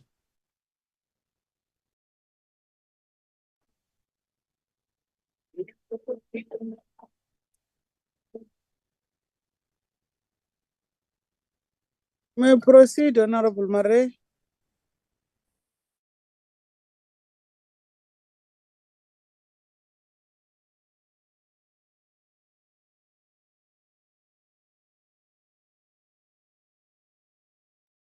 Your mic is on, Honorable Murray. Mahlangu and Zelang, lower your hands. Honorable Murray, if I pass you, I'm not going to come back to you.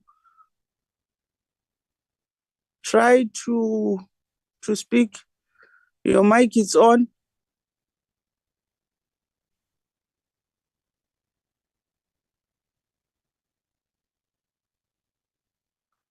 Raji? Chairperson, I just want to caution that we must not undermine judgments from court. I really feel that by saying that there were other processes that took place previously and we are disregarding those processes now that there is a court ruling, I don't think that that is the correct way to handle the situation. We must always respect the decisions of the court.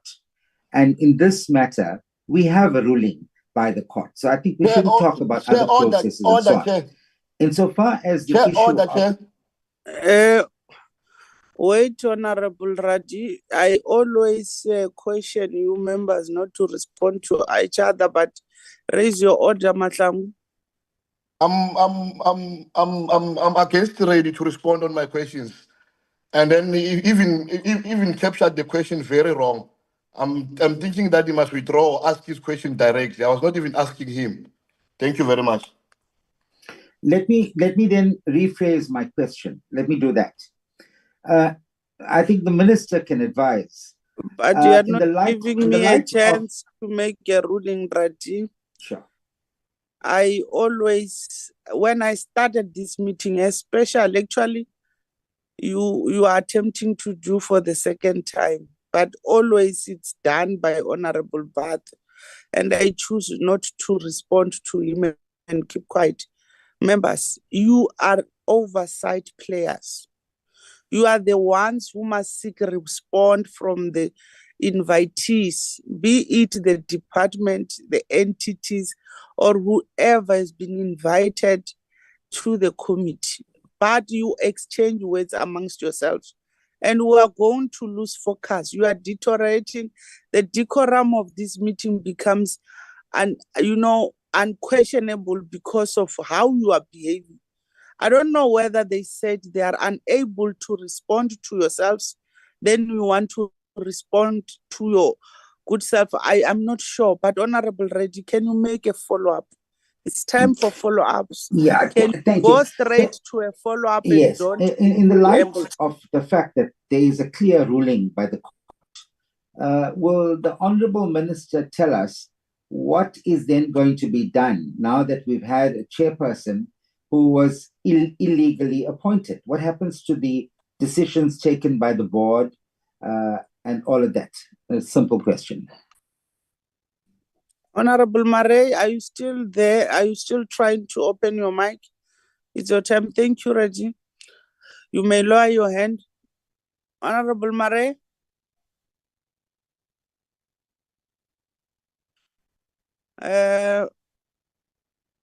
Honorable Nkosi.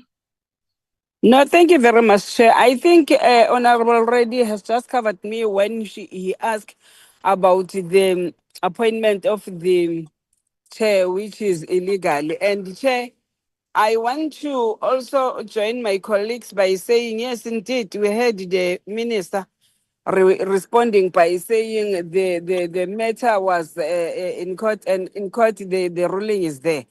But we want to really just satisfy ourselves.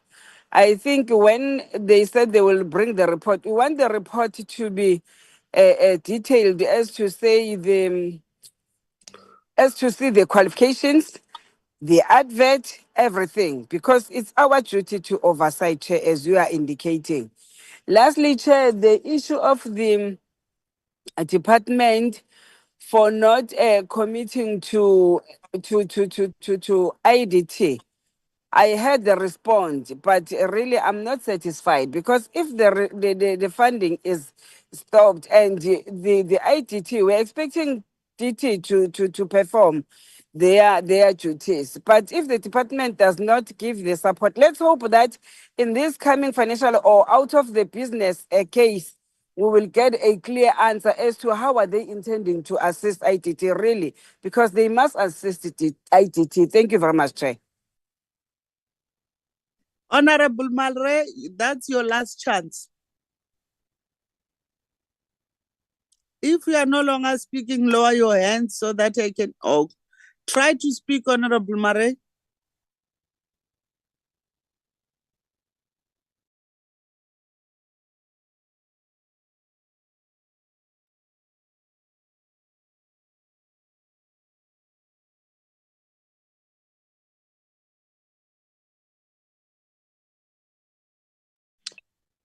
I've tried to allow you to speak. Can you write and send it to a group? Then we'll send it in writing to the department. Honorable members, I'll suggest, while I'll be doing my follow-ups, I'll suggest that let's not attempt to resolve to call a provincial department, but give it to the minister and the board to attempt and try to speak to the relevant provincial departments to honor their obligations to IDT. Minister, when I said, yes, you responded, you said through Minimec, you only call MECs of public works, we are aware, but in that you can also speak to them, to speak to their colleagues in different provinces. Or while you've got programs that I could see, you were somewhere in Limpopo, you had a meeting where even the premier attended. I think in such meetings, we request you to try and speak on behalf of the entities that are under you.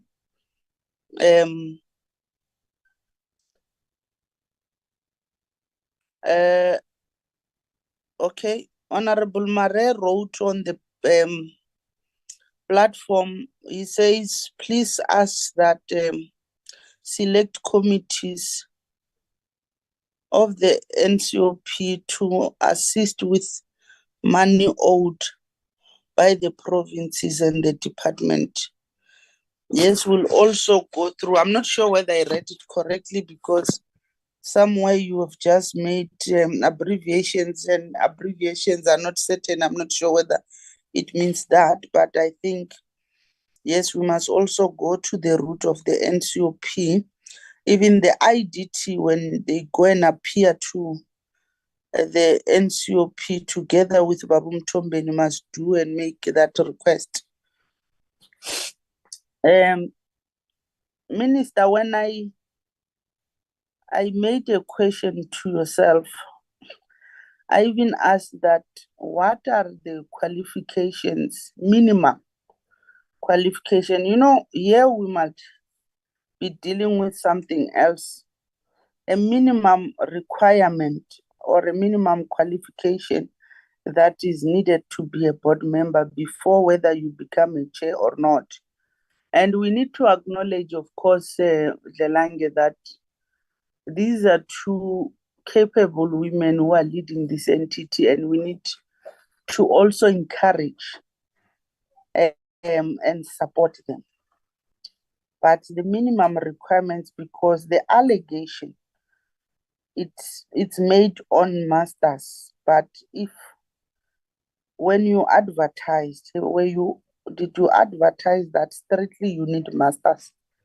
But then if it was a degree or diploma or something else, then you need to indicate. And why, if in that allegation of you misquoting your qualification, that's why I said, Mam Zimbini,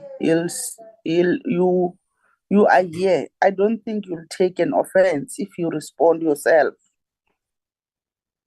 If the issue of masters, indeed, were you part of you saying, I've got masters, or they just wrote to you, we also have a responsibility as a committee to protect each and every one who report to us, who we play oversight. And we need not to come here and encourage fights amongst colleagues. And while I'll be putting my follow-ups, I'll also be reading Honorable Maray's follow-up that the IDT can also be accommodated with office space at public works properties to cut cost. But in that, Honorable Maray, it's something that I was making a follow-up, Nami, to say you've got many properties, but I know they are not renovated. There's no plan, or I think on my own, I think there's no plan, even though sometimes we are told PMT it's busy, it's dealing with issues, but in the response, I don't know whether it's the CEO or the chair or someone else from IDT.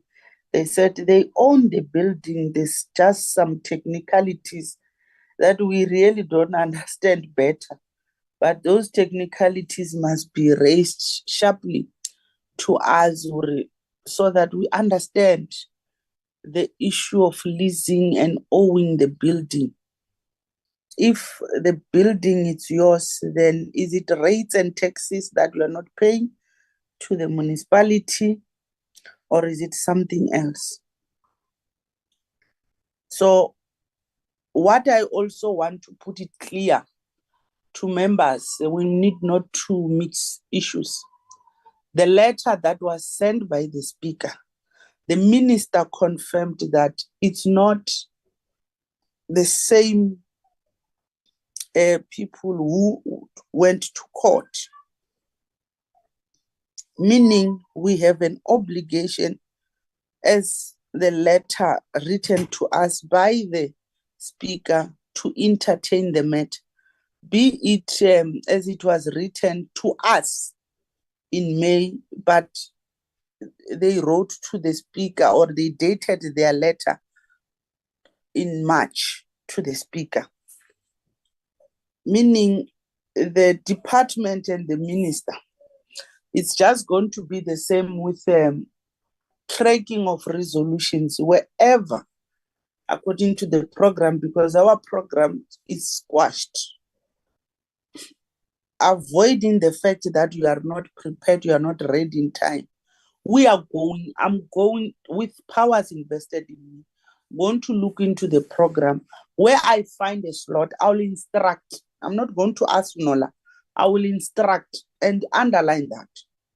Nola to write to you and say, on this day, we have invited a right to justice to be part. And when you come, you'll be with this report. Then you must bear in mind and consider that right to justice will be part, and you are going to respond to them. It's not a new matter. I'm forced to do that because already our program has been approved. I'll only apply to the chair of chairs to add an item. And that's my obligation. I only request to the chair of chairs if there's a need. But I've got a responsibility to put an item in an agenda based on the circumstances or the situation that is before me. So I'm just alerting you. Members, it's not the same matter that went to court. If you want us to entertain the matter that came to court, you'll make a resolution differently. But I believe in the tracking of the resolution, already some of you have made a recommendation to say when you must bring a written report that has got details and everything, which is your advert and all the stuff, which members, yes, even myself, I wonder, you appointed the board and you are saying it's fully functional, but today you only brought the chair. We are not privileged to see all board members so that we know who are we working with. And those, it's not, we are supposed to be presented by a board. You must present the entire board to us. And especially where there are no costs. This is a virtual meeting. They were supposed to have logged in. Unlike you could speak of the cost of traveling to Cape Town. But I believe, Mrs. Hill, you were supposed, because you are not a new person. You have been there. You know, you understand the system. And I'm happy. Even when you said you are part or you were the ones who recommended Miss Malaka, it means you know each other's strength. You know better.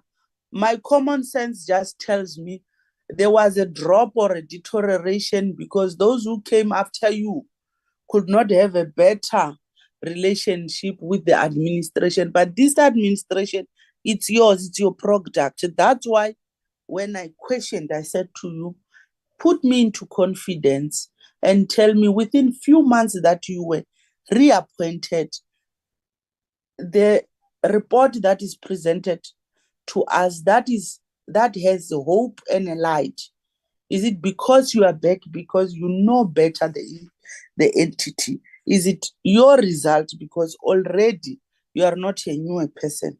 But I did not get that response, which I think maybe if you feel you are not ready to respond, I'm very flexible, it's fine.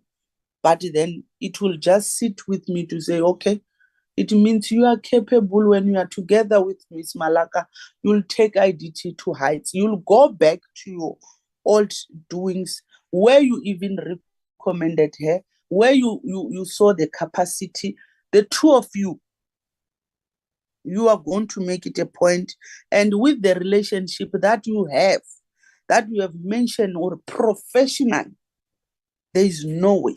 And indeed, you must have a relationship which must be good, and it makes you to have an ear of the minister to pursue matters that he needs to support you so that IDT can be in a good position back to its old ways. And why is it formulated? I want to encourage that. Or Mrs. Zimbini, proceed and do your good work. And I believe I don't want to anticipate whoever comes in, but with these few months, maybe unless otherwise you tell me no, the good things that has happened, I found them in the pipeline, but I'm continuing with them because I could see they are good. Where there are loopholes, I'm rectifying, then it's good. But I want to say, your statement that tells us that you have been there when she was still 18, it tells us that you are part of the ones who recommended her. go back and want to encourage, do your good doings. I will start with the minister. Honorable members, let's bear in mind, we need to drop off at past. That's our latest. If we are not done, we're going to cut all other things, but I was going to request, because you still have minutes of the previous meeting that you need to adopt, let's allow them to give us an helicopter respond, and the rest they must write to us.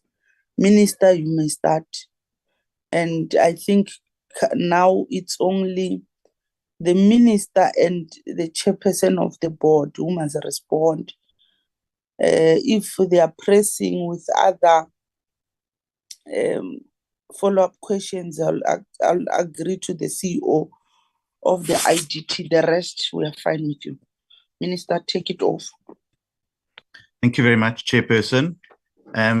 I do want to reinforce the earlier point that I made, that we must be very careful when people make unsubstantiated allegations, because there is no end to where that road could lead.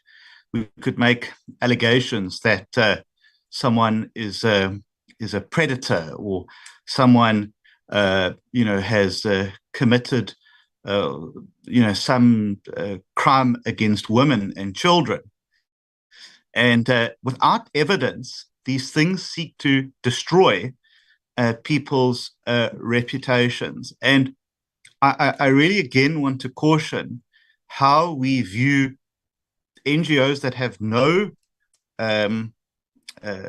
background, no history, no identity, and the work that some people seek to do to character assassinate people who are trying to clean up. And so I do just want us to always caution that as we clean up, there will always be people who don't want that to happen, and will use shadowy figures online, in the real world, to try and distract us from our work. Let me just say to Honorable Kobe, in terms of SARS, the IDT, as I understand it, owes in statutory payments, i.e. PAYE, 4.8 million rand, in terms of VAT, 3 million rand, and to the Auditor General, 6.588 million rand. So there is important amounts that is owed by IDT to SARS. It's why, in terms of the question on salaries, we sought to advance 22 million rand to assist them with salaries for May.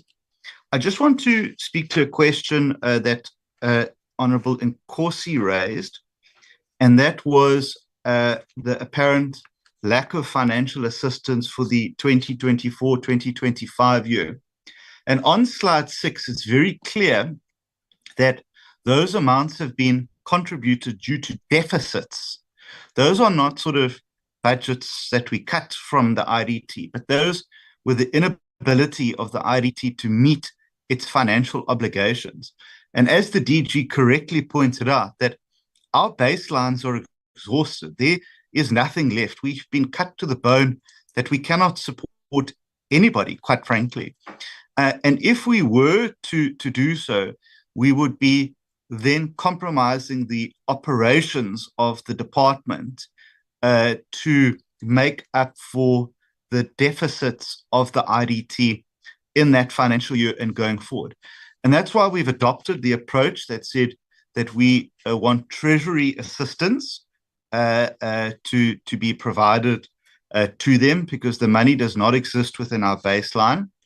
But secondly, to deal with the long-term financial sustainability, that the entity cannot continue to run at deficits of averaging 90 million rand over the last 4 or 5 years per year.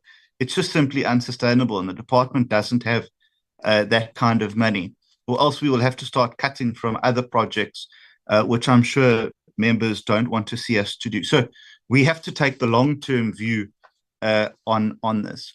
Honourable Barth, You asked a question about rumors of payments, and while I am loath to believe rumors, and I believe them with a pinch of salt, and they are rumors nonetheless that have come through my office, to my office, and it is something that we are trying to track down to get to the bottom of that sort of thing, because even rumors themselves can be damaging. So we want to understand exactly where those rumors emanate from, and to deal with them appropriately. Honorable Mahlangu, you will appreciate that we are in what it would be termed a live process. It's a live cabinet process, and therefore it is bound by cabinet confidentiality until the process has been concluded. As soon as the process has been concluded, I then will come to the committee and provide the entire submission and the relevant details, from the selection panel to the dates to the scores to everything. But until such time as that live process has been completed, I must respect the confidentiality of that, because it may very well change before when it gets to cabinet, and then the panel may have to sit again. So we have to respect that until that has been done. Again, I must say I'm a bit perplexed by the statement that we mustn't premise our responses on court processes. With respect, Honourable Mahlangu, I would disagree with that, in that we absolutely must be led by court processes and by the rule of law, and that everything that we do in this department is guided by the rule of law, including the appointment processes to boards, adverts, selection processes, and so on. And I want to make it again absolutely crystal clear that the letters of appointment for the two previous ministerial appointments couldn't have been more clear in exactly what they were. They were appointed in terms of 8.2.1 in two separate letters signed by the same person, and one to the master of the court. So it's very clear how they were appointed, and that 8.2.1 of the deed of trust allows the minister to remove people that are appointed as well in terms of that process. Again, I would reiterate that Ms. Hill has served in government entities since 2012. There's probably not a person who's been more vetted by state security and various organizations than herself. And again, her qualifications have been verified by SACWA, which is the South African entity that deals with verification of higher education. That is a process that I think sits under the Department of Higher Education. So I'm very confident that her credentials are the same. And again, it's very unfortunate that she has been subjected to the most, in my view, derogatory, heinous, and at times racial attacks in the public in the pursuit of trying to destabilize the work that she is doing in the board. And in fact, we have seen this previously, I would argue, and we must reject it. Honourable Dlalange, I think that you have made some comments in support of the work that is being done, and I much appreciate that. And of course, we want to get things right. Honourable Reddy, you ask a question, and I, to be honest, would have to seek a legal opinion, which we are happy to do. My own view, and I think that the courts have looked at this previously, that just because in this instance that something was not done correctly, it doesn't render all of the decisions that were taken to be unlawful. But we will have a look at the legalities of that, and if it has any bearing on the entity itself. So, Chair, those would just be my further inputs and responses to honourable members. Thank you so much.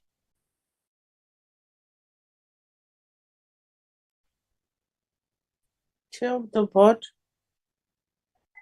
Thank you very much, Chairperson of the Portfolio Committee, and thank you again, Minister. Chairperson, you put it to me to talk about the results, and I was hoping that I was clear, but I'm not one maybe to give personal accolades. But I work as a collective chairperson of the Portfolio Committee with my board as well as the executives.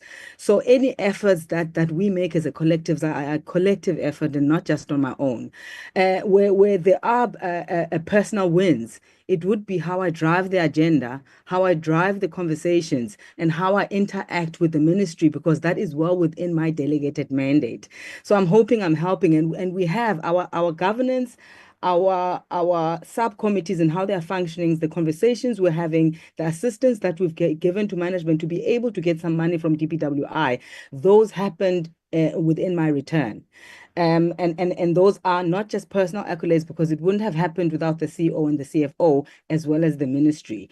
And I hear you, Chairperson of the Portfolio Committee, about working together. We've worked together before with the CEO in the beginning. We did have some heavy bumps.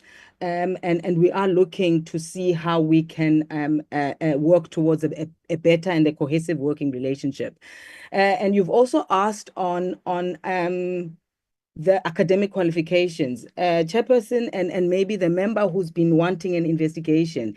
The smears have been rife. What gives me great joy and pride is that I'm an upstanding citizen who has got over a decade of experience as a public sector non-exec. Now, I've been vetted not just at Public Works, but in national key points as well. So my qualifications, including the master's, I don't claim to have a master's, Chairperson of the Portfolio Committee. I'm proud to say that I actually got a scholarship to go to London. I got that scholarship through one of the largest private equity firms in South Africa, which is Ethos. My background is, in fact, financial services. So I started my financial services at RMB, which is a very large investment bank. And I ended my financial services career at another large investment bank, which is Investec. So I have got broad private sector as well as public sector experience. These are the things that I will happily boast because these are my personal efforts versus a collective effort. So in regards to that, Chairperson, I can screen them if you want to see them. And the minister rightfully says, because I've served in entities for so long, some of the entities do request that an international qualification is verified by SACA so that you can get your NFQ level. So my qualifications are verified, and there is a QR code on my SACA, let's call it, I don't know what you call it, a SACA report. It comes with a QR code, which I think, I don't know how they work, but when you go into the SACA site, you can probably use the QR code and it'll take you somewhere. So that's my MBA. I do indeed, Chairperson of the Portfolio Committee, proudly hold a master's from a London institution that was previously called CAS Business School. And I want to lay to the members that what has happened since April does not surprise me. Because chaos in the public sector is welcome for bad things to happen. What has been interesting is that the allegations against me, there's not a single one that hasn't been fabricated. So to the point of fabricating the fact that I don't have an MBA. I think we can all read between the lines, because these are not just personal smear and defamation, but they are meant to put fear into me, because my husband has been threatened, my children have been threatened. But I do have the courage, Chairperson of the Portfolio Committee, to continue with the mandate and serve my country in the manner in which I believe I've been called. There was a question around the book. And we will send those answers. At this point, maybe a little bit of clarity. We've got a collective business book, which is about 9 billion. A portion of it is new business, a portion of it is not confirmed, and then a portion of it is program expenditure. That 3.7 member bath that you talked to is the program expenditure for this current year, and that is where we earn our management fees. And the 9 billion it includes unconfirmed business, confirmed business, and this particular expenditure. But we will write a detailed report to yourself to give you a breakdown of that book. And then there is a concern around onboarding expenses. Remember, we have sought to get approval from the CFO. At this point, there's only 4 members out of 12 which need to travel out of town for IDT in general. So expenses would be limited to the travel costs of those members. And maybe if 1 or 2 of them need to stay over, it could be that then for a night they would need to stay over. But we're happy to provide those expenses. It would be well within our budget, and we understand the constraints that the IDT has. However, there are some serious issues now which we need to look into, and I don't believe those issues can wait until July, so that we can have an efficient handover to the new term board. I'm hoping that's helpful for now, Chairperson of the Portfolio Committee. Thank you, Ma. You know, it really assists for yourself to respond, and I think you have responded very well. Bearing in mind, honorable members, that this is a public meeting, South Africans are listening, and with the caliber that she has, she can't, it's like taking an oath. She can't just, some of the things you might find there unnecessarily, but nevertheless, it's fine. On the platform here, there's someone who named his or her gadget as a Zoom user. Can a Zoom user unmute and tell us who you are?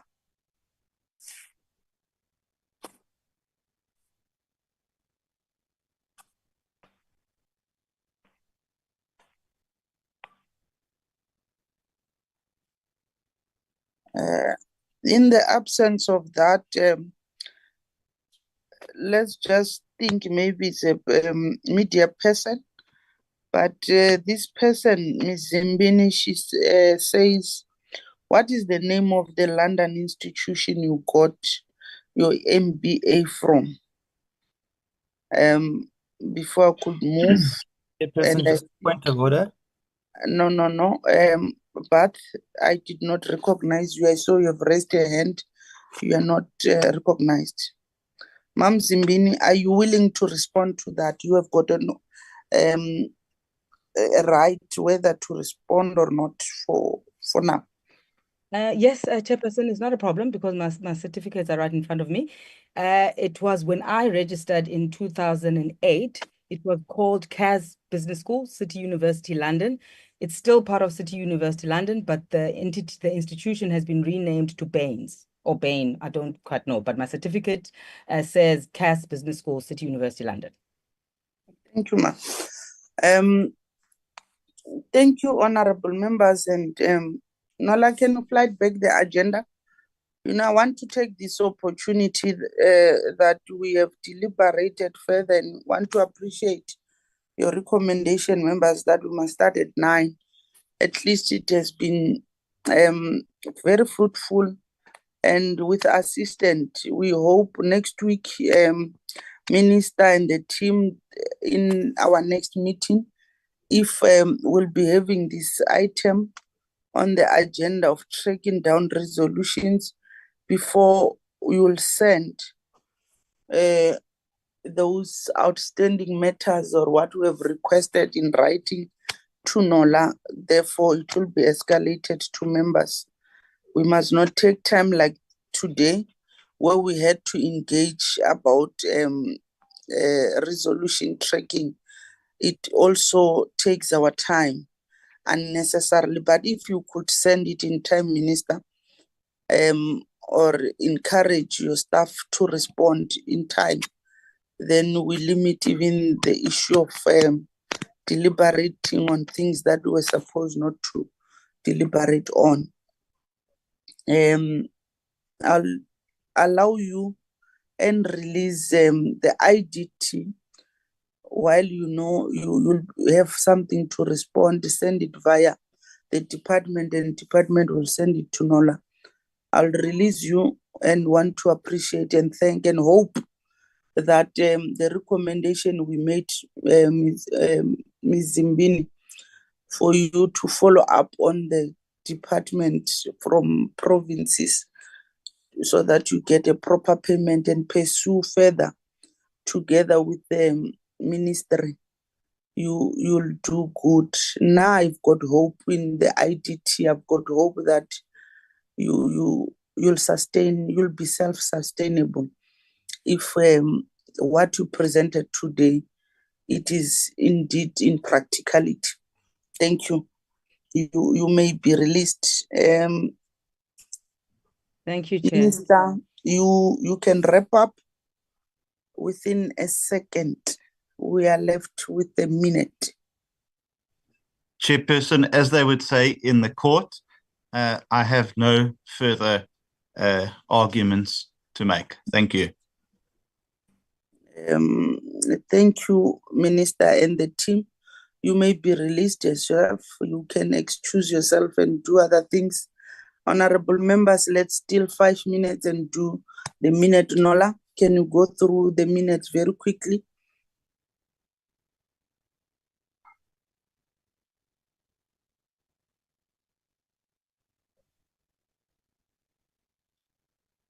Thank you, Chair. The minutes that are before the committee for adoption are the minutes of the meeting that was held on the 28th of May, which was last week, where the department was briefing the committee on recruitment, filling and retention of positions within the DPWI and PMTE. There was also an input by the organized labor, which is Nehao, the DPWI head office branch, that also spoke to issues pertaining to this. Here, Chair, there's an attendance of the full complement of the committee with an apology from Honorable Mahlang, who's the main member of the committee, and then 2 alternate members that also submitted their apologies. Chair, I'm not going to go into the resolutions because they've already been dealt with earlier on at the beginning of the meeting. Thank you very much. Let me state with this minutes, honorable members, that we said we'll have a follow-up. You might have seen we've released an invite that we'll have a meeting or follow-up, then later withdraw. Let me say too that I've withdrawn that item for Thursday because I still need to consult further. There are letters that came to me, but I'm not going to discuss those letters or entertain them, but allow us as Manco to deal with them. We'll come and report back to the committee. There are the minutes. Can I see by a show of hands in terms of adopting those minutes?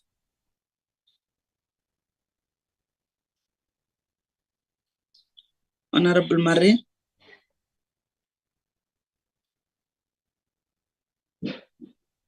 I believe we are adopting Honorable Mululeki. Yes, I rise to second the adoption of the minutes. Can I get the other second beside Honorable Marie, because your speaker is not doing justice to us. Excitement. Oh, thank you. You may proceed. At least we can hear you. Honorable Marie? You are lost again.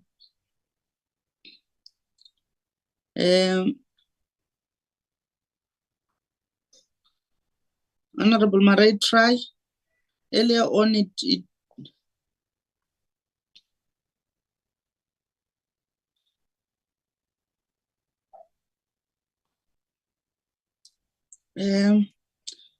can I get another hand, so honorable members?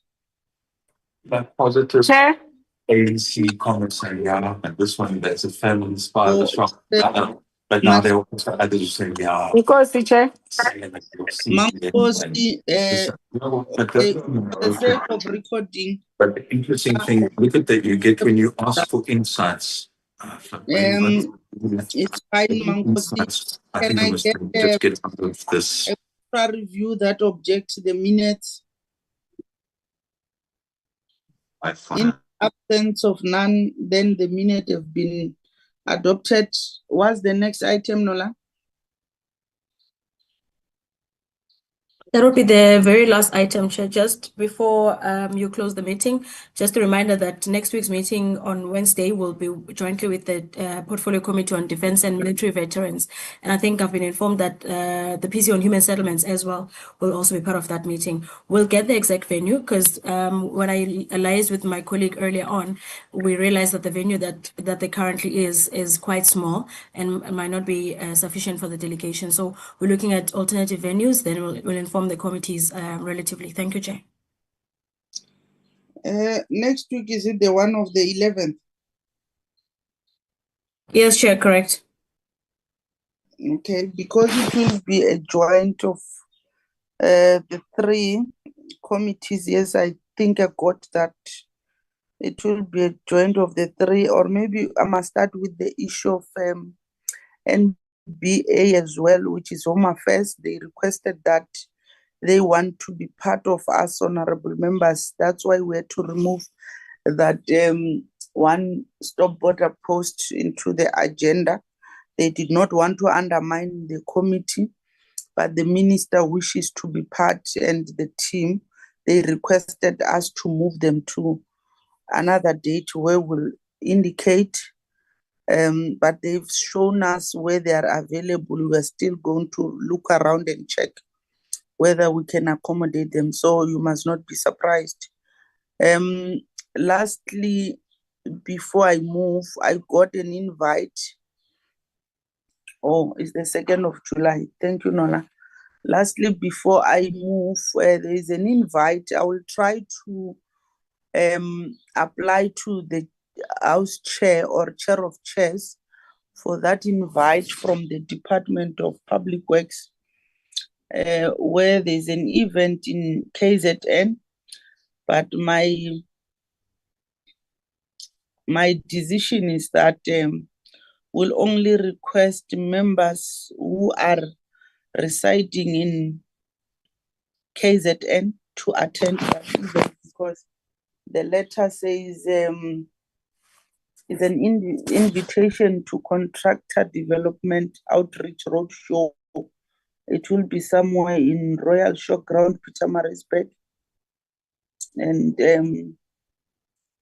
in that letter, depending on the approval of Chair of Chairs, if he agrees, I'm not sure, you must indicate to Nola how many of you members who reside in KZN will be available on that date.